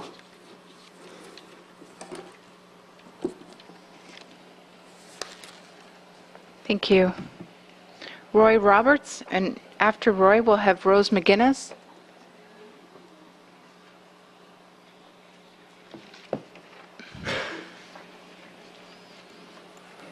Hi, Roy. I have you down for Hello. one Yeah. card. that's fine.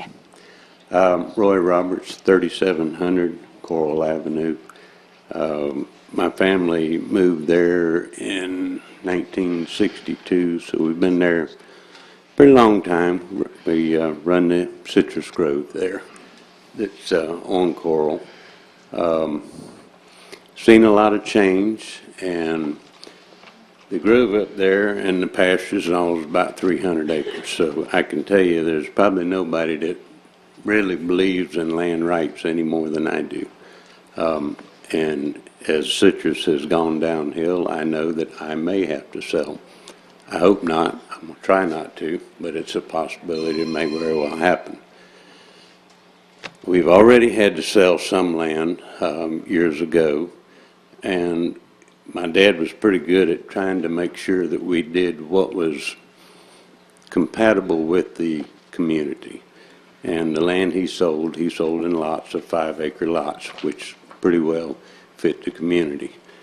And I would hope that I don't have to do that, but I can tell you, I've farmed that area, I know that area. East of Dixie Way is pretty well rock.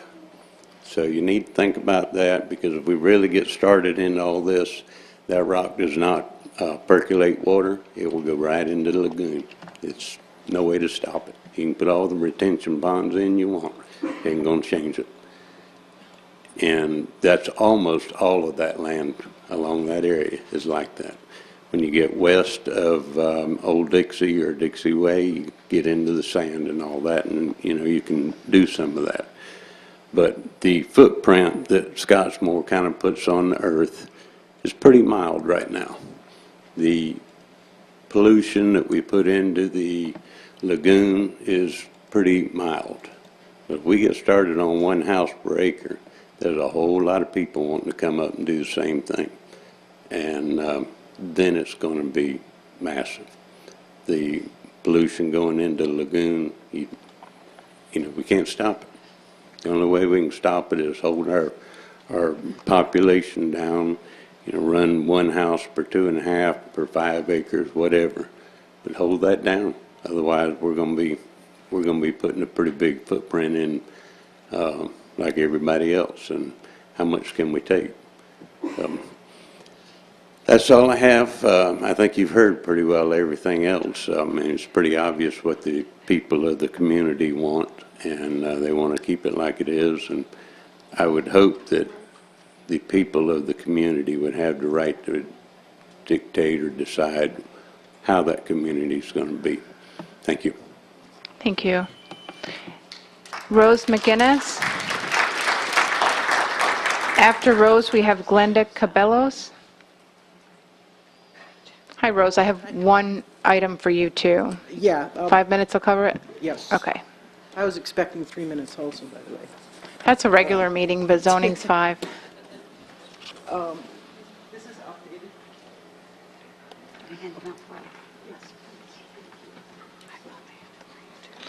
And name and address, please.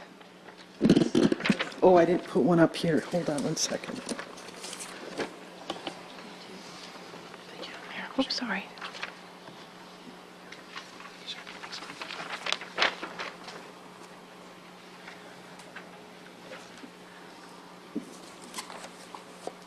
I also want to thank you all for the job that you do here.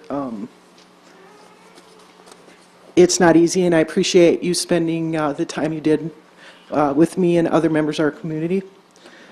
I am the previous president of Scottsmore Community Association. I live at 3734 Huntington Avenue in Scottsmore. I handed over this fund duty to my predecessor just a week and a half ago. So I'm here representing the community, but mostly my own, my own views. In February, I was notified about a rezoning effort at 6705 Dixie Way, Scottsmore. I can tell you in my 4 years, I have never seen such unified decision or viewpoint with my neighbors ever. It was swift, it was interesting to see, and evidenced by our petition. We were able to collect 1,500 exactly signatures on our petition in opposition of the rezoning efforts on that property. 841 of those signatures have Scottsmore or Mims addresses, and if you speak to anyone in Mims or Scottsmore, there is never a consensus on where Scottsmore ends and Mims starts. It is a very blurry line. So I did include the Google map there so you can see kind of the cluster of homes where the signators, where the signators lived. The testimony in opposition to this rezoning is not personally directed at the Thomases. They seem like fine people to me. I've spoken with them a handful of times. And my impression from everyone I've spoken with, they do not have a personal issue with the Thomases. They seem like lovely people. They just are concerned citizens trying to protect their rural lifestyle that they enjoy so much, and I enjoy. Many new homes are under construction in Scottsmore and currently comply with zoning regulations. There's an obvious market for rural living. I'm not anti-development. I welcome new neighbors building within zoning guidelines. I welcome the Thomases' development of their property under the current zoning. The development proposal before you is just not consistent with the surrounding properties. I am sure it is possible to responsibly develop and market the rural lifestyle without changing and destroying it. A subdivision in that area just doesn't make sense. All the information regarding saltwater intrusion, drainage ditches, runoffs, wildlife, livestock, our basic way of life, you're going to hear quite a bit of that today from people much more knowledgeable than I am on that subject. But I implore you to listen to these testimonies and oppose both agenda items presented by the Thomases based on the beginning sentence of Florida Statute Chapter 163-3161, Paragraph 4, which states, "It is the intent of this act that local governments have the ability to preserve and enhance present advantages, encourage the most appropriate use of land, water, and resources consistent with the public interest. Those who are here in person or by signature represent the majority of public interest in Scottsmore. I've had to take a crash course in navigating the local government in order to protect and preserve my rural lifestyle I cherish. I'm not a professional with years of experience immersed in planning and zoning, but I do, however, feel the support of so many neighbors and people I live and talk and commune with daily. So I ask that you help keep Scottsmore rural. Thank you. Thank you. Glenda Cabellos, and after Glenda, Bud Link.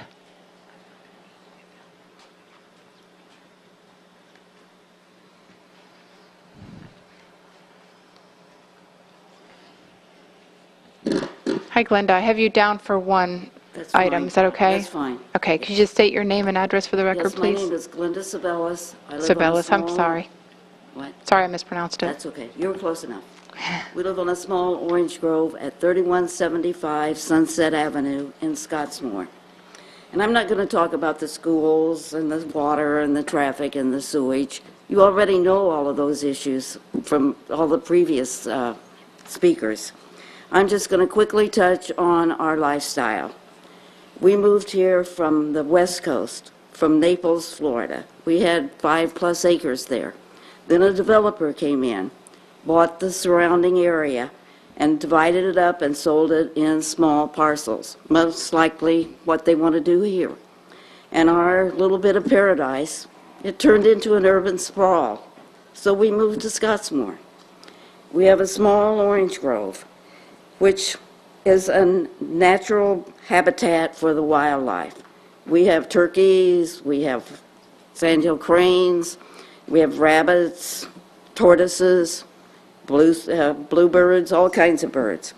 And we even have a few oranges, which we sell to the local roadside stands. And, you know, the strawberries, the watermelons that's growing out there, the oranges, you can't grow those on small plots. And that's what Florida's famous for. So we just hope, you know, we can keep a little bit of a rural atmosphere there. And also the birds. The birding trail, the National Birding Trail goes through Scottsmore. When you get a denser population, you're going to have less birds. And we love our birds. I feed them every day. And Scottsmore population, we want to keep more green space there. However, we do welcome growth. We have 3 houses growing up around us on Sunset Avenue. These people moved here because of the country atmosphere.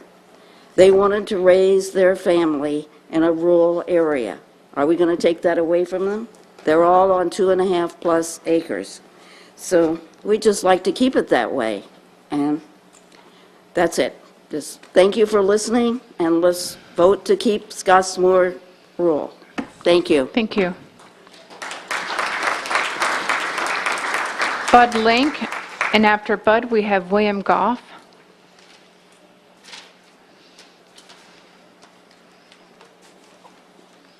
Hi, Mr. Link. I have you down for one item. Is that correct? Yes, You only wanted ma'am. to speak on the one? Okay. Yes, ma'am. Name and address, please. My name is Delbert Link. I live at 5435 Allen Street, Scottsmore. Thank you. I'm going to do a little personal thing, too. You've gotten all these people talking and stuff about all the real important stuff. But I moved to Florida, specifically Brevard County, in 1977 from Wisconsin. We had 30 days in a row up there where it didn't get above 0 for the high of the day. That's pretty cold for a long, long time. I didn't quit traveling until I got to Merritt Island. That was back in 1977. I stayed there for 2 or 3 years and got pushed out of there because of development. I moved to Cocoa. Well, I was pretty happy again for another 3 or 4 years. I got pushed out of there because of all the development of the urban properties and stuff, or the rural properties, I should say. I moved to my present address 26 years ago. And I moved there because of the people there and because of the zoning, knowing that there's nobody going to be on less than 2.5 acre piece of parcel of property. I'm totally against this guy wanting to come in there and change that. I love all the people there. Everybody in this room, I have the most awesome respect for. I love each and every one of them, except for the applicant. He could be loved too if he wants to leave things the way they are. And in closing, I'm sure all of you would like to visit just a little piece of heaven in your lifetime. If you ever want to do that, you don't have to travel far. All you have to do is go up to Scottsmore and visit the rural areas of Scottsmore, and you'll be there. Thank you. Thank you. After William, we have Jared Atkins. And William, I have you down for one, like for item 6? That is correct. Okay.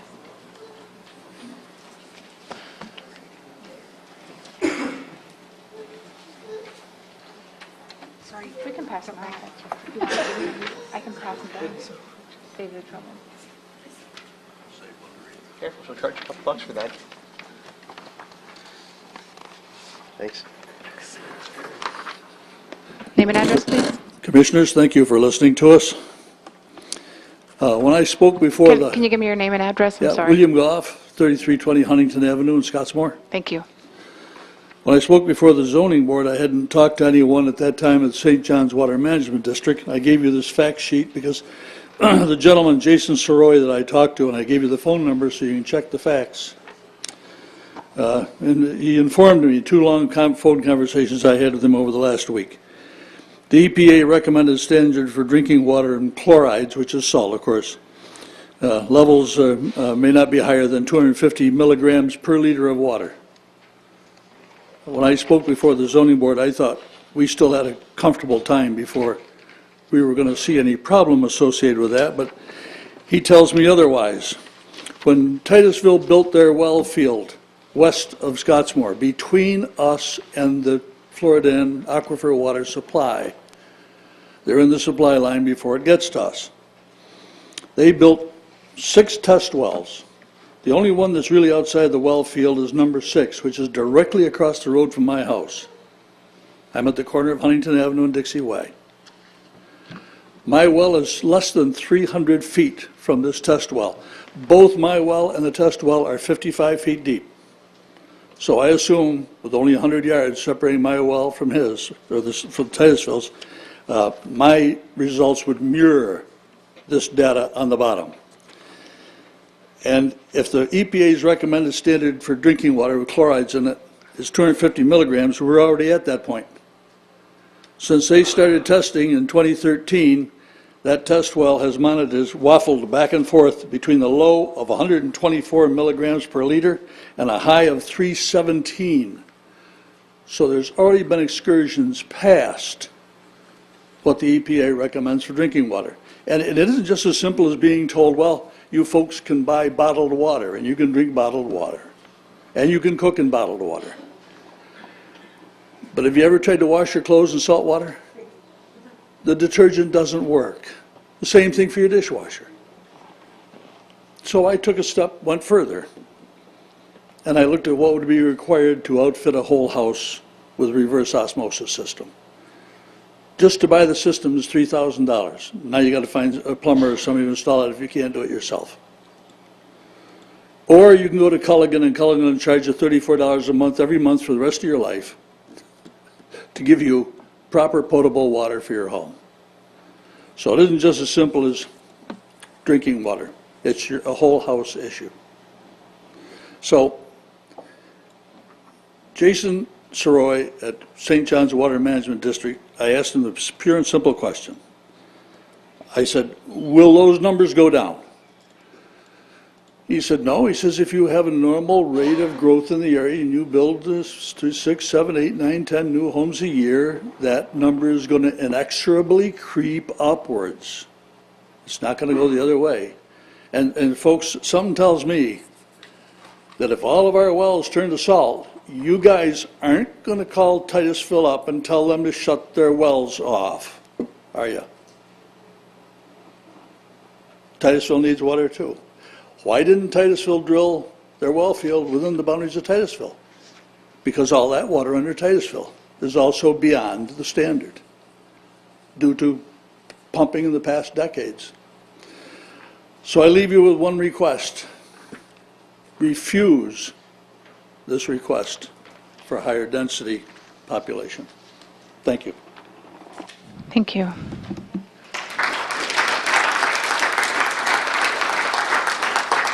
After Jared, we're going to have Tom Minch. Don't start me yet, I got a paper. Okay, Jared, I have you down for one item too. I believe I wrote 5 and 6 both, but on one card, but that's fine. I can do it in 5. You can do it because you desire to speak on it. I mean, because most people have it on there. Sometimes we write it down, we help you along, but I'm happy to update your card. I brought a copy also That's for fine. staff. I don't know if the same they item. need one or if I just need to hand one to you guys. We can make sure staff has it. Give me the messy one. Okay.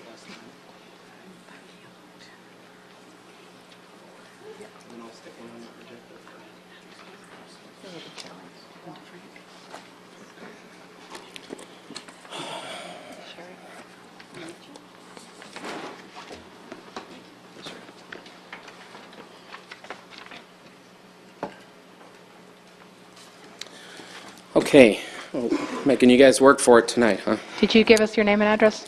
Jared Atkins, 3000 Sunset Avenue, Good evening and ahoy. God. Wow. 5.5 years ago, my wife and I chose to move to Scottsmore to live in the country and raise our two boys, Chase and Riley.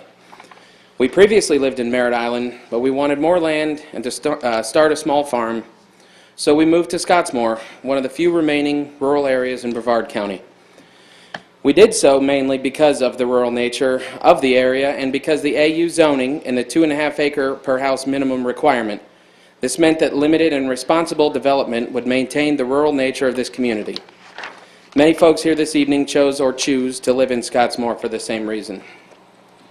If you take a look at the map that I distributed, you'll note the multitude of large parcels of farmland that surround this property. These, like mine, are small, sustainable family farms. It's what drives our community. You will note also that the project in question would not be compatible with the surrounding area. The average lot size within a 2,000-foot radius on the Brevard site is roughly 30 acres. There's a spreadsheet that accompanies that map behind it that shows those calculations. If you only account for the lots in the area between Dixie Way and the Indian River estuary, that number is even larger. Immediately north in Volusia County, the minimum buildable lot size is 10 acres. The closest parcel, under 2 acres with similar proximity to the estuary, is 1.1 mile away. I will note, however, that the same owner owns an L-shaped plot around the home, giving him a contiguous 2.6 acres. So even this could be considered incomparable. I would also like to draw your attention to the photos I provided. They were taken on my property September 2017 after Hurricane Irma. Just going to put these up on the screen too for Mr. Smith. Oh, upside down is not going to do it. That would be a before and an after.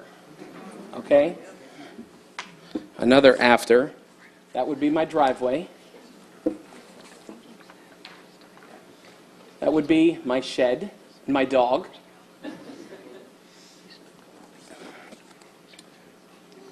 Our chicken coop. And the interior of my shed.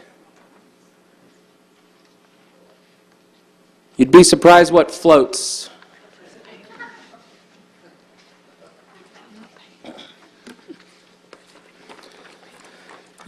As you can see, we already have issues with flooding resulting from storm surge and from runoff.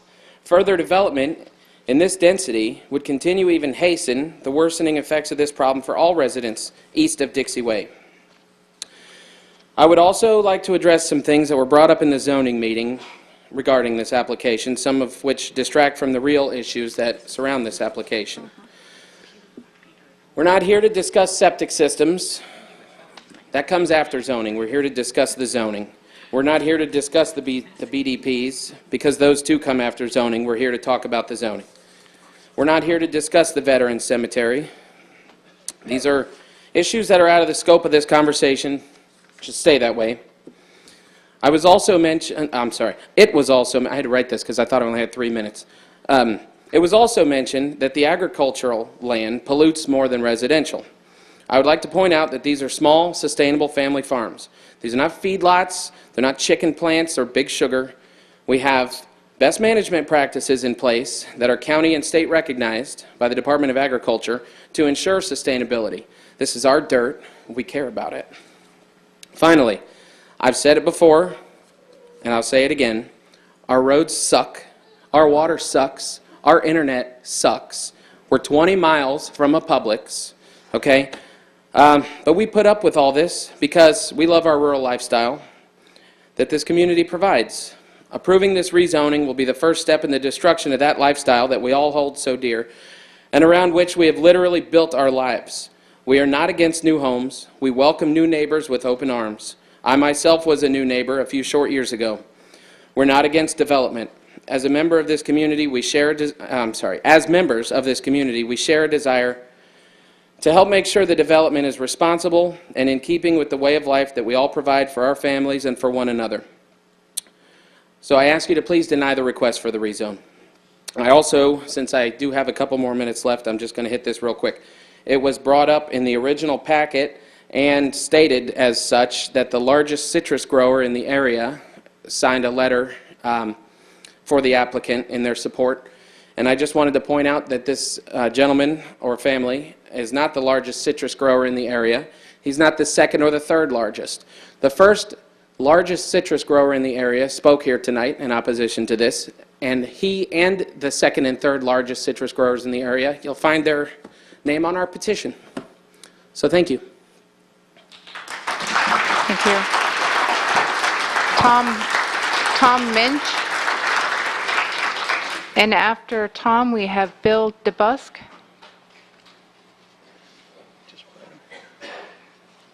I have you written down for one item. Is 5 minutes enough? I had 5 and 6, but that's all right. Would you like Actually, to I crossed speak on out 5 and 6? I'll just... I mean, I saw that you crossed it out. Yeah, I mean, that's fine. 5 minutes is fine. I'm going to give you 10 because that's what your intention I was. thought maybe after all this testimony we've had, we're going to cut short anyway. I mean, but because You don't need to talk for 10. I just want to give you... I'm going to repeat a lot of things, but since I wrote this out... I'm just trying to be fair and give you the option. That's fine. Name and address, Okay, please. my name is Tom Minch, and I live at 3020 Coral Avenue, Mims, Scottsmore, Florida, along with my wife Susan, 2 miles from the subject property. In my opinion, everyone here in this chamber is trying to resolve an issue that was created when the MIMS small area study was done and completed. Unfortunately, at that time, it appears the Scottsmore community did not participate in this process, and the planners did not have a complete understanding of the Scottsmore area. That is easy to see why there was a misunderstanding. We have 2 addresses, MIMS and Scottsmore, a community within a community. Very confusing. When the MIMS study was done, it overlapped into the Scottsmore area, and without the input of the Scottsmore community, we have a future land use map that does not ensure compatible land use for that area. A new small study for the Scottsmore area needs to be considered with the participation of the Scottsmore community residents. To rezone this subject property using the future land use map would make it non-conforming to the surrounding area. It could set a precedent and open up floodgates for more rezoning in our area. As noted in the definition of a future land use map, a property designated in that map does not require that the rezoning has to be applied now, 5 years from now, or ever, if not approved by the local government. Public input, knowledge of the surrounding area, and any impact the change could cause must be considered before any approval is granted. We are not opposed to growth, but it's very important to control it so that we don't destroy our environment and quality of life. In my former years, I was a commercial loan officer in a bank and helped with financing for many new developments and establishments. When analyzing the new development, not only were financial perspectives reviewed, but so were the environmental aspects. Water sources and sewage treatments were always major issues. This leads me to the potable water. Our water quality is not the best in the area, as you've already heard. My wife and I experienced this the hard way. When we built our new home in 2015, our new water system worked okay for the first year. But the following year, we experienced a major drought, and our water system turned salty. Salty showers, salty laundry stains, etc., etc. Saltwater intrusion. After several attempts to find good fresh water to no avail, 2 water contractors told us we only had 2 options. 1, to buy water from an outside source and truck it into a large storage tank, or 2, to put in a whole house reverse osmosis system. We chose the second option, which obviously was very expensive. Other residents have experienced their wells drying up or having the same experience we had with saltwater intrusion. Thus, the more wells drilled in our area, the more danger is being imposed on our fragile aquifer. Saltwater intrusion is a reality. Greater Scottsmore area lies east of US 1 and adjacent to the lagoon. Thus, we all need to work together to preserve this beautiful area, not only for ourselves, but for future generations. The rezoning, in my opinion, could have a negative impact. Thank you. Thank you. Bill DeBusk, and after Bill DeBusk, Becky Funk.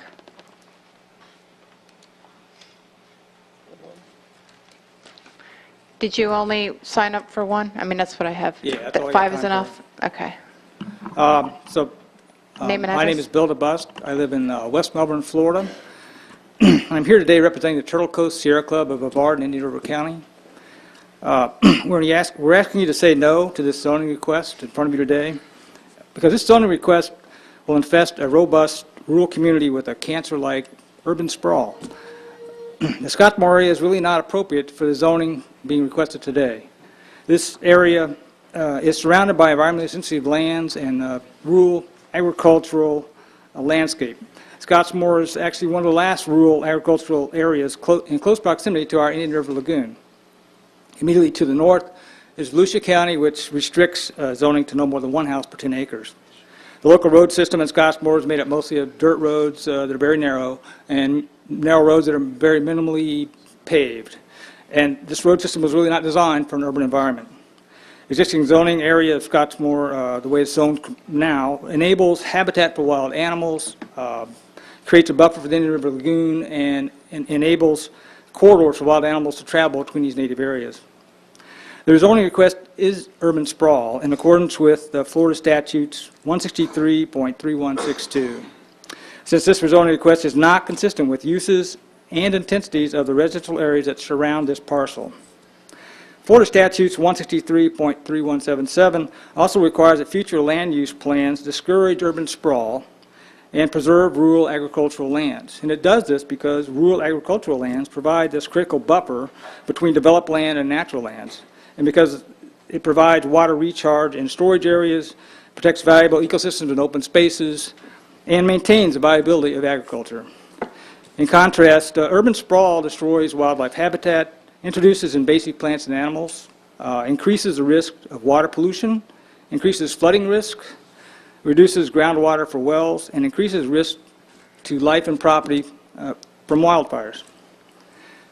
If this property in this rural area is rezoned to 1 house per acre, then more requests will follow, and these requests will point to this action tonight as precedent. This one rezoning will likely lead to an avalanche of sprawl, and the end, potentially, of Scottsmore as we know it. Now, tonight, is the time to act to prevent this future Broward, Dade County-like sprawl in this unique and precious community of Brevard County. So please vote to reject this request. Thank you for your time. Thank you.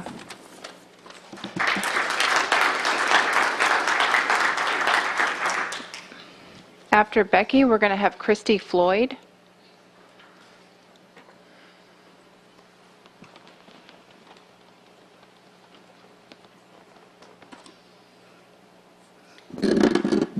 Good evening. My name is Becky Funk. I live at 5620 US Highway 1 in Scottsmore, and I am opposed to this rezoning. I moved to the Scottsmore area for the rural lifestyle, for the wildlife, and the Indian River Lagoon.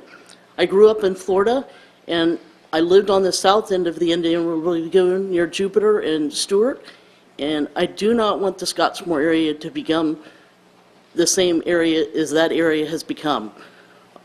The lagoon is the biggest asset Brevard County has, and the voters of Brevard County smartly voted for that tax to be increased, which is unheard of. Nobody votes for more tax because they know that's the most important asset this county has. We have wildlife and birds and other mammals that depend on that lagoon, and we need that lagoon. It brings a lot of money into the area, and if we continue to irresponsibly let development overshadow that, then it's going to be gone, and you're not going to get it back. It's going to be the same thing as the trouble that they've had with the Everglades. So please reject this application.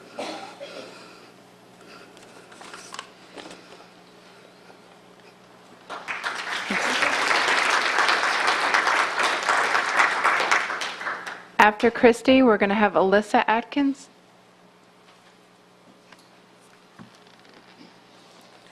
Good evening. My name is Christy Floyd. I reside at 6720 Dixie Way in Scottsmore, Florida.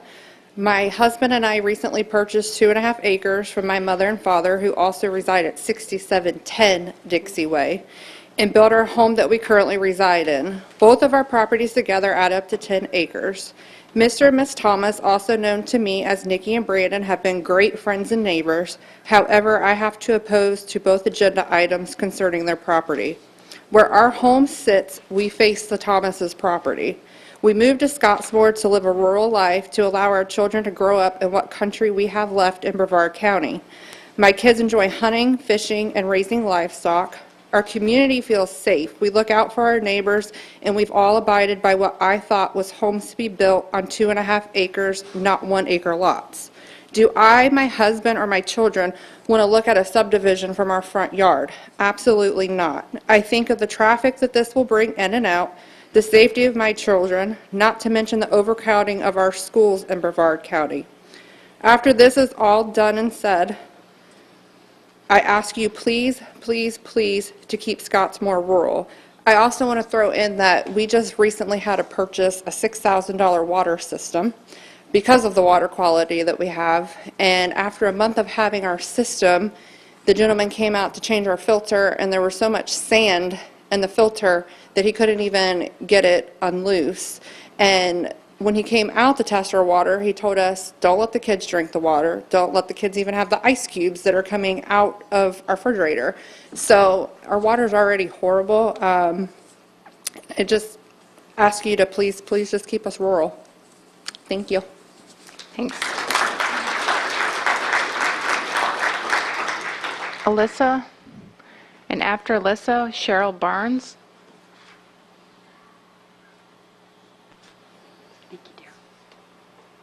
Alyssa, it looks like you had something and then you crossed it out. Did you want to speak on both 5 and 6? Just one? Okay. Thanks.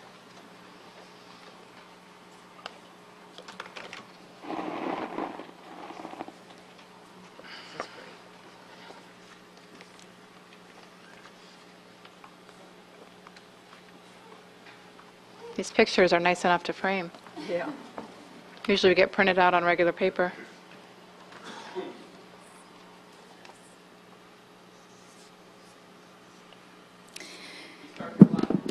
Yeah. My name's Alyssa Atkins. I live at 3000 Sunset Avenue, Scottsmore. I was born and raised right here in Brevard County. Growing up, I roamed family-owned orange groves and swam in the lagoon on the weekends every summer. While we grew in the suburbs, me and my husband started our family, we decided we wanted something different for our 2 boys. We looked at acreage all over Central Florida, and when we found this property, which was still in Brevard, close to friends and family, but nestled way back amongst the scrub palms and dirt roads, we knew this was our forever home. In the 5.5 years we've been here, we worked the land here. We put in fencing, clearing for a small sustainable cattle ranch, raising nearly every form of livestock you can think of at one point or another, and learning everything there is to know as we went. I've homeschooled our 2 boys full-time from preschool. They're now 8 and 10. The agricultural way of our life helps me do this because there's countless educational connections on the farm. We wanted our boys to grow up at a slower country pace, connected with the land, the animals, the wildlife, have the space to run, ditch the screen time, and have the safety of a small town where generally everyone looks out for one another. I'm also heavily involved in the homeschool community in North Brevard, and I always open our farm up to touring by our homeschool co-op friends whenever possible. It's very rare this day and age for children to know someone with a working family farm operation. When the children and their parents come together, my boys and I teach them about the farm. We teach them everything we can fit into the allotted time and let them have as an immersive experience as possible. They collect the eggs, they feed the chickens, they milk goats, they sit on the tractors and learn about animal nutrition. Most importantly, they learn the value of agriculture within a community and the character it adds to the county. As stated in the MIMS Small Area Study in March of 2007, page 6, last paragraph, I quote, "It is important to recall and acknowledge that the area's farming heritage is a significant aspect of community character today, and I still believe this to be absolutely true." We're not a part of this area's heritage since we've only been farmers for 5.5 years, but our plan is and has been to continue this legacy for future generations right where we are. We're not alone. More and more younger families are understanding the value of the agricultural way of life, knowing where your food comes from and growing it responsibly so as to preserve the natural landscape and resources as much as possible. As referenced in Florida Statute 163.3163, Section 2, there are major concerns about the impact of development of residential lands neighboring agricultural lands, and that it may lead to them becoming urban, suburban, or have no agricultural use at all. If this proposed zoning change is approved, it will thrust our area into a cycle of development and we will eventually lose the rural nature of our town and see yet again inconsistent development overshadow and dismantle a small, tight-knit rural community. Please stand with us, with the majority of this community, and deny this zoning change. Thank you. Thank you.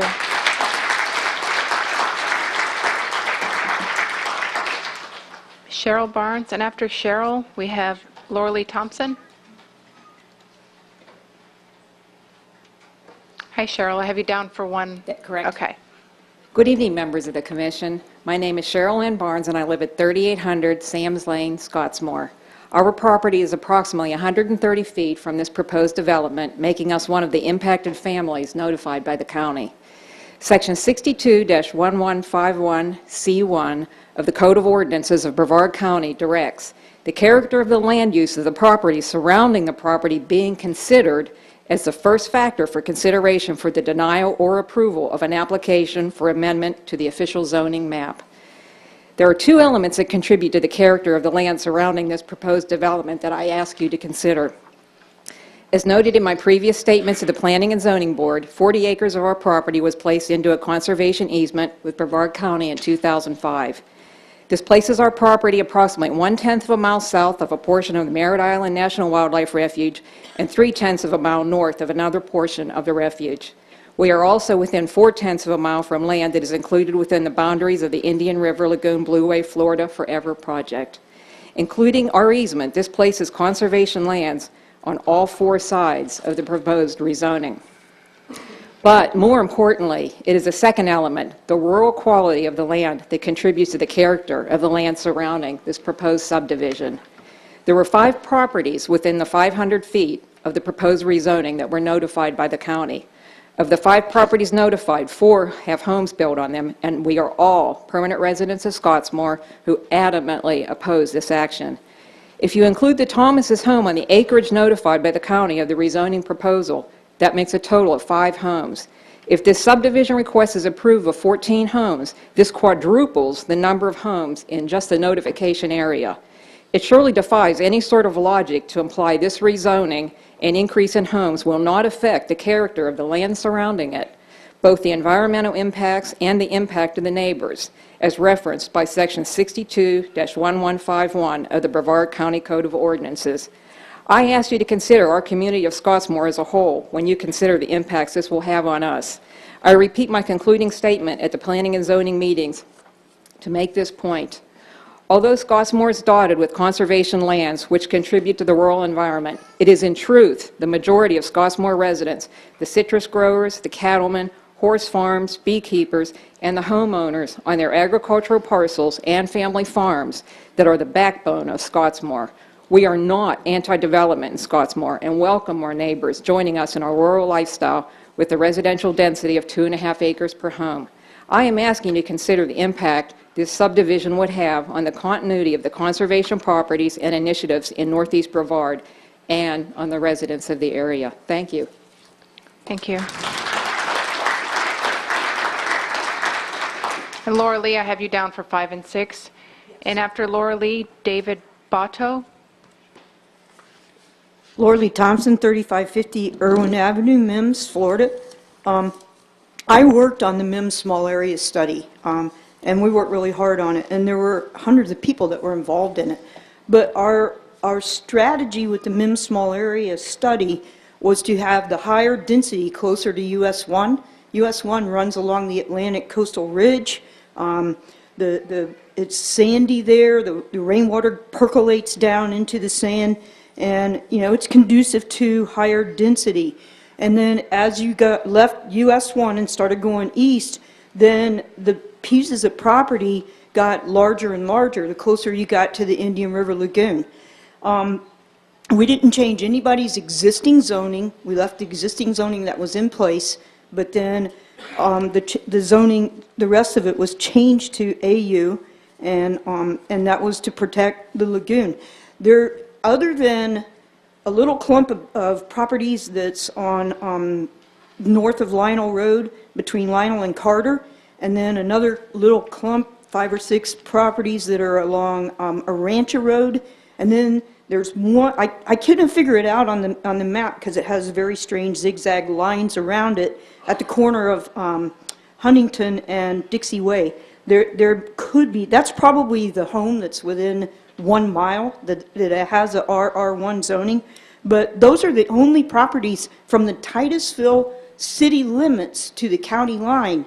There's less than 12 properties that are zoned RR1 that are east of Dixie Way and Hammock Road. And there's a reason for that. Look, the man that showed you the pictures of his pasture and his chicken coop, and it looked like the ocean around it, that was the river. That's what happened after Irma. Think about how the river is. This is the northern end of the river, and it stops. Like down by Cocoa, the water can move. It can move north or south. But up in Scottsmore, in the north end of the county, when the wind blows out of the south at 100 miles an hour during a hurricane, and it pushes all the water to the north, that water has nowhere to go except out. And so it wrecked the berms on the wildlife refuge and flooded into the impounds, and it came through the culverts underneath the railroad track, and it flooded the north end of the county. From the ridge to the river was solid water. It was salt water. It was storm surge from that hurricane, and it's going to happen again because the river keeps getting higher every year. I can tell you that. I grew up on the river, and the water level keeps getting higher in the river. So, you know, you heard all of the testimony from the people that want to preserve their rural lifestyle and all of that. You've heard the strategy of the MIMS small area study. Absolutely, the people of Scottsmore ought to have the same opportunity that the MIMS people had to be able to define their community. And one of the things about the MIMS small area study is it was about choices.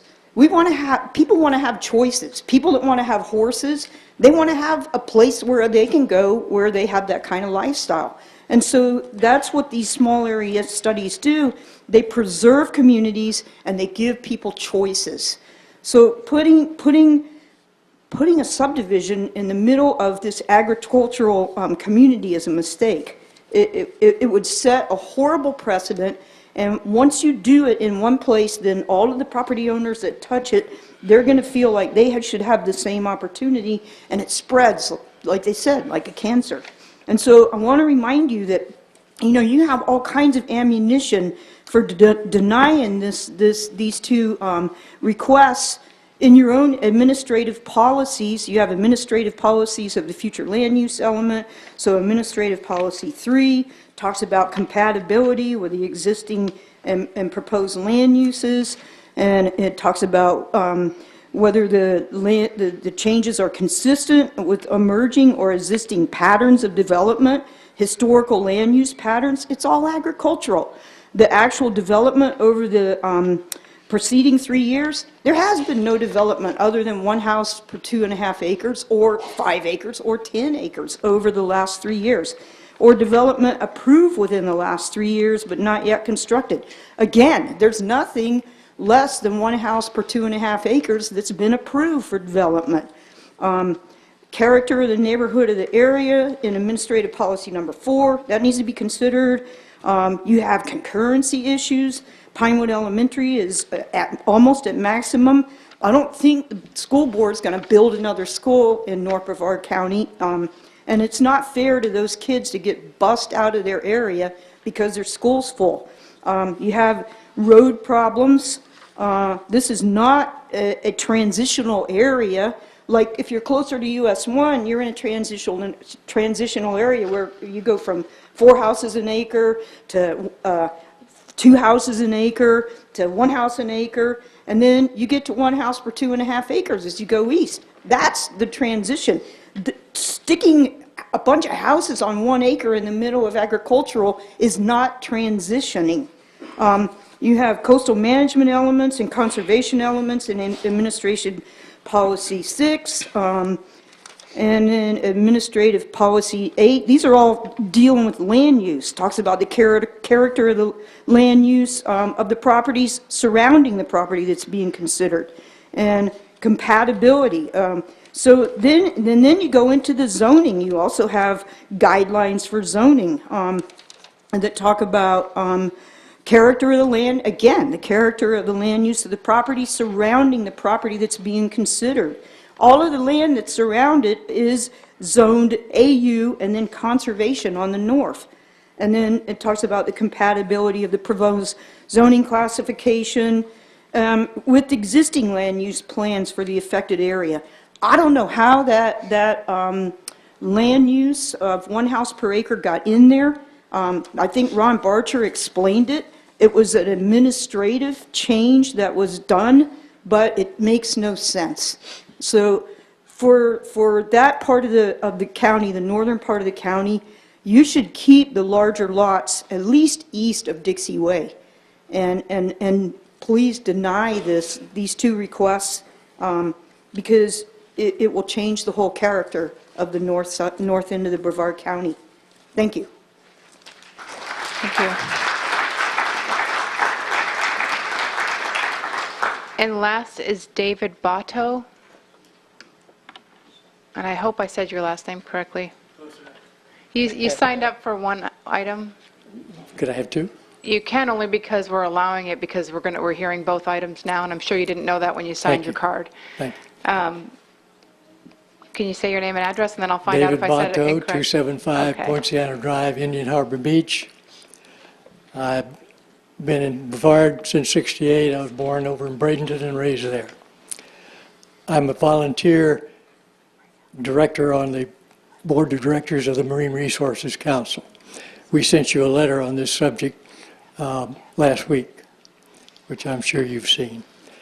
I'm going to try and take a little broader perspective here. We all know that the root cause of our problem with the lagoon is the bad management of development over the past 3 decades. And I say bad sincerely. Bad decisions as far as land use strategies, bad decisions generally as far as development goes. We have now this Save the Lagoon program where we're going to spend hundreds of millions in 10 years to correct, repair, and restore from the results of those 3 decades of bad management. That is something that they can do, and I think we will do. But the thing is, the Save the Lagoon plan does not address the root cause, the bad development decisions. That falls on you and your counterparts in our cities. We believe that we have shown clearly that the long-term continuing health of the lagoon is a high priority for us, all of us. We trust that it is also a high priority for you. We believe that today, in today's development regulations, codes, and requirements, that means that when you are faced with a decision like today's, your first question should be, if this is approved, will it have a negative impact on the lagoon? If the answer is yes, discussion's over. No brainer. Thank you, we're sorry, we cannot approve your request at this time. If we aren't doing that, then we're wasting our time with the Save the Lagoon plan because we'll be continuing to put even more polluted fresh water into the lagoon while we're trying to treat it for the results already there. We think this particular property is a good example. This is adjacent to the Florida Blue Waste Project, which is a plan to preserve habitat down the whole west side of the lagoon to protect wildlife. Of course, the most important habitat in the entire part of this state is the Indian River Lagoon, and it's also the most endangered. So this is an important project. Brevard is, through its EELS program, a partner in this project with Florida Forever. It hasn't gone very far because neither one of these efforts have been well funded for the past 8 years. But it is a good and worthwhile project. This land is considered a buffer, and it has been a target of conservation by Florida Forever and EELS, for that matter, for a very long time. This whole area is considered conservation targets. It is recharge. The soil characteristic is one that will absorb, store, and percolate water to the aquifer, which means it doesn't run off. This land also drains what runoff there is directly into the lagoon. No water treatment, no nothing, just directly into the lagoon. This is conservation land. It should not be developed at this density. If you compare what current zoning development would mean to what changed development would mean, it would more than double the polluted runoff into the lagoon. More than double, almost 2.5 times.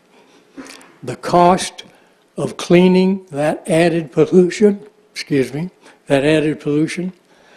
far outweighs any benefit Brevard is going to see from this development if you approve this request. We are asking respectfully that you don't approve this request. If I can add a little bit more, and we said in our letter, we believe that what's needed now is that this commission and your counterparts in the cities adopt what's called the Low Impact Development Program that's being pushed by both EPA and Florida DEP. This is a very good, very well thought out, and very successful program for development. The items are given, execution is explained, it's very well done. There's also a recommendation from the East Central Florida Resiliency Council on climate change that has also some good ideas in it. We strongly suggest that you have your staffs review this program and adopt it. It can be tailored to meet our requirements, but it is a very important way considering the staggering estimate of population growth that we've just seen from the University of Florida for Brevard County. We need to do this, and we need to do it quickly. Thank you for your time. Commissioner Lober, do you have a question for him? Okay. That's it for the cards, unless we missed somebody. I believe we have. I think we've got them all. Do you have a question for staff and then a couple comments, if you'll allow? Yeah, but I think I want to make sure that you have all the materials that were submitted to us, because there was several. And rather than 1 or 2 pieces of paper, I've got a stack here, and I want you to have a chance to review it, if that's possible. And I want to verify that Kurt Smith has all the materials and that he's seen all the materials as well. And that'll give you a chance to collect your response, if that's acceptable to the board. In the meanwhile, can I just pose the one question to staff? Sure. Okay, just a question for you, Ms. Bentley. Yeah. Tried to give you the heads up by eyeballing you over there. Is the impact on the lagoon a lawful consideration with respect to either items 5 or 6, H5 and H6? And if so, to what degree can we consider that? It's just one of many considerations. The administrative policies that are in your package are the primary considerations, the character of the area. Thank you. All right, so we're going to break for 10 minutes, if that's okay with everybody, and I'm going to make sure you've got all the documents that we received, okay?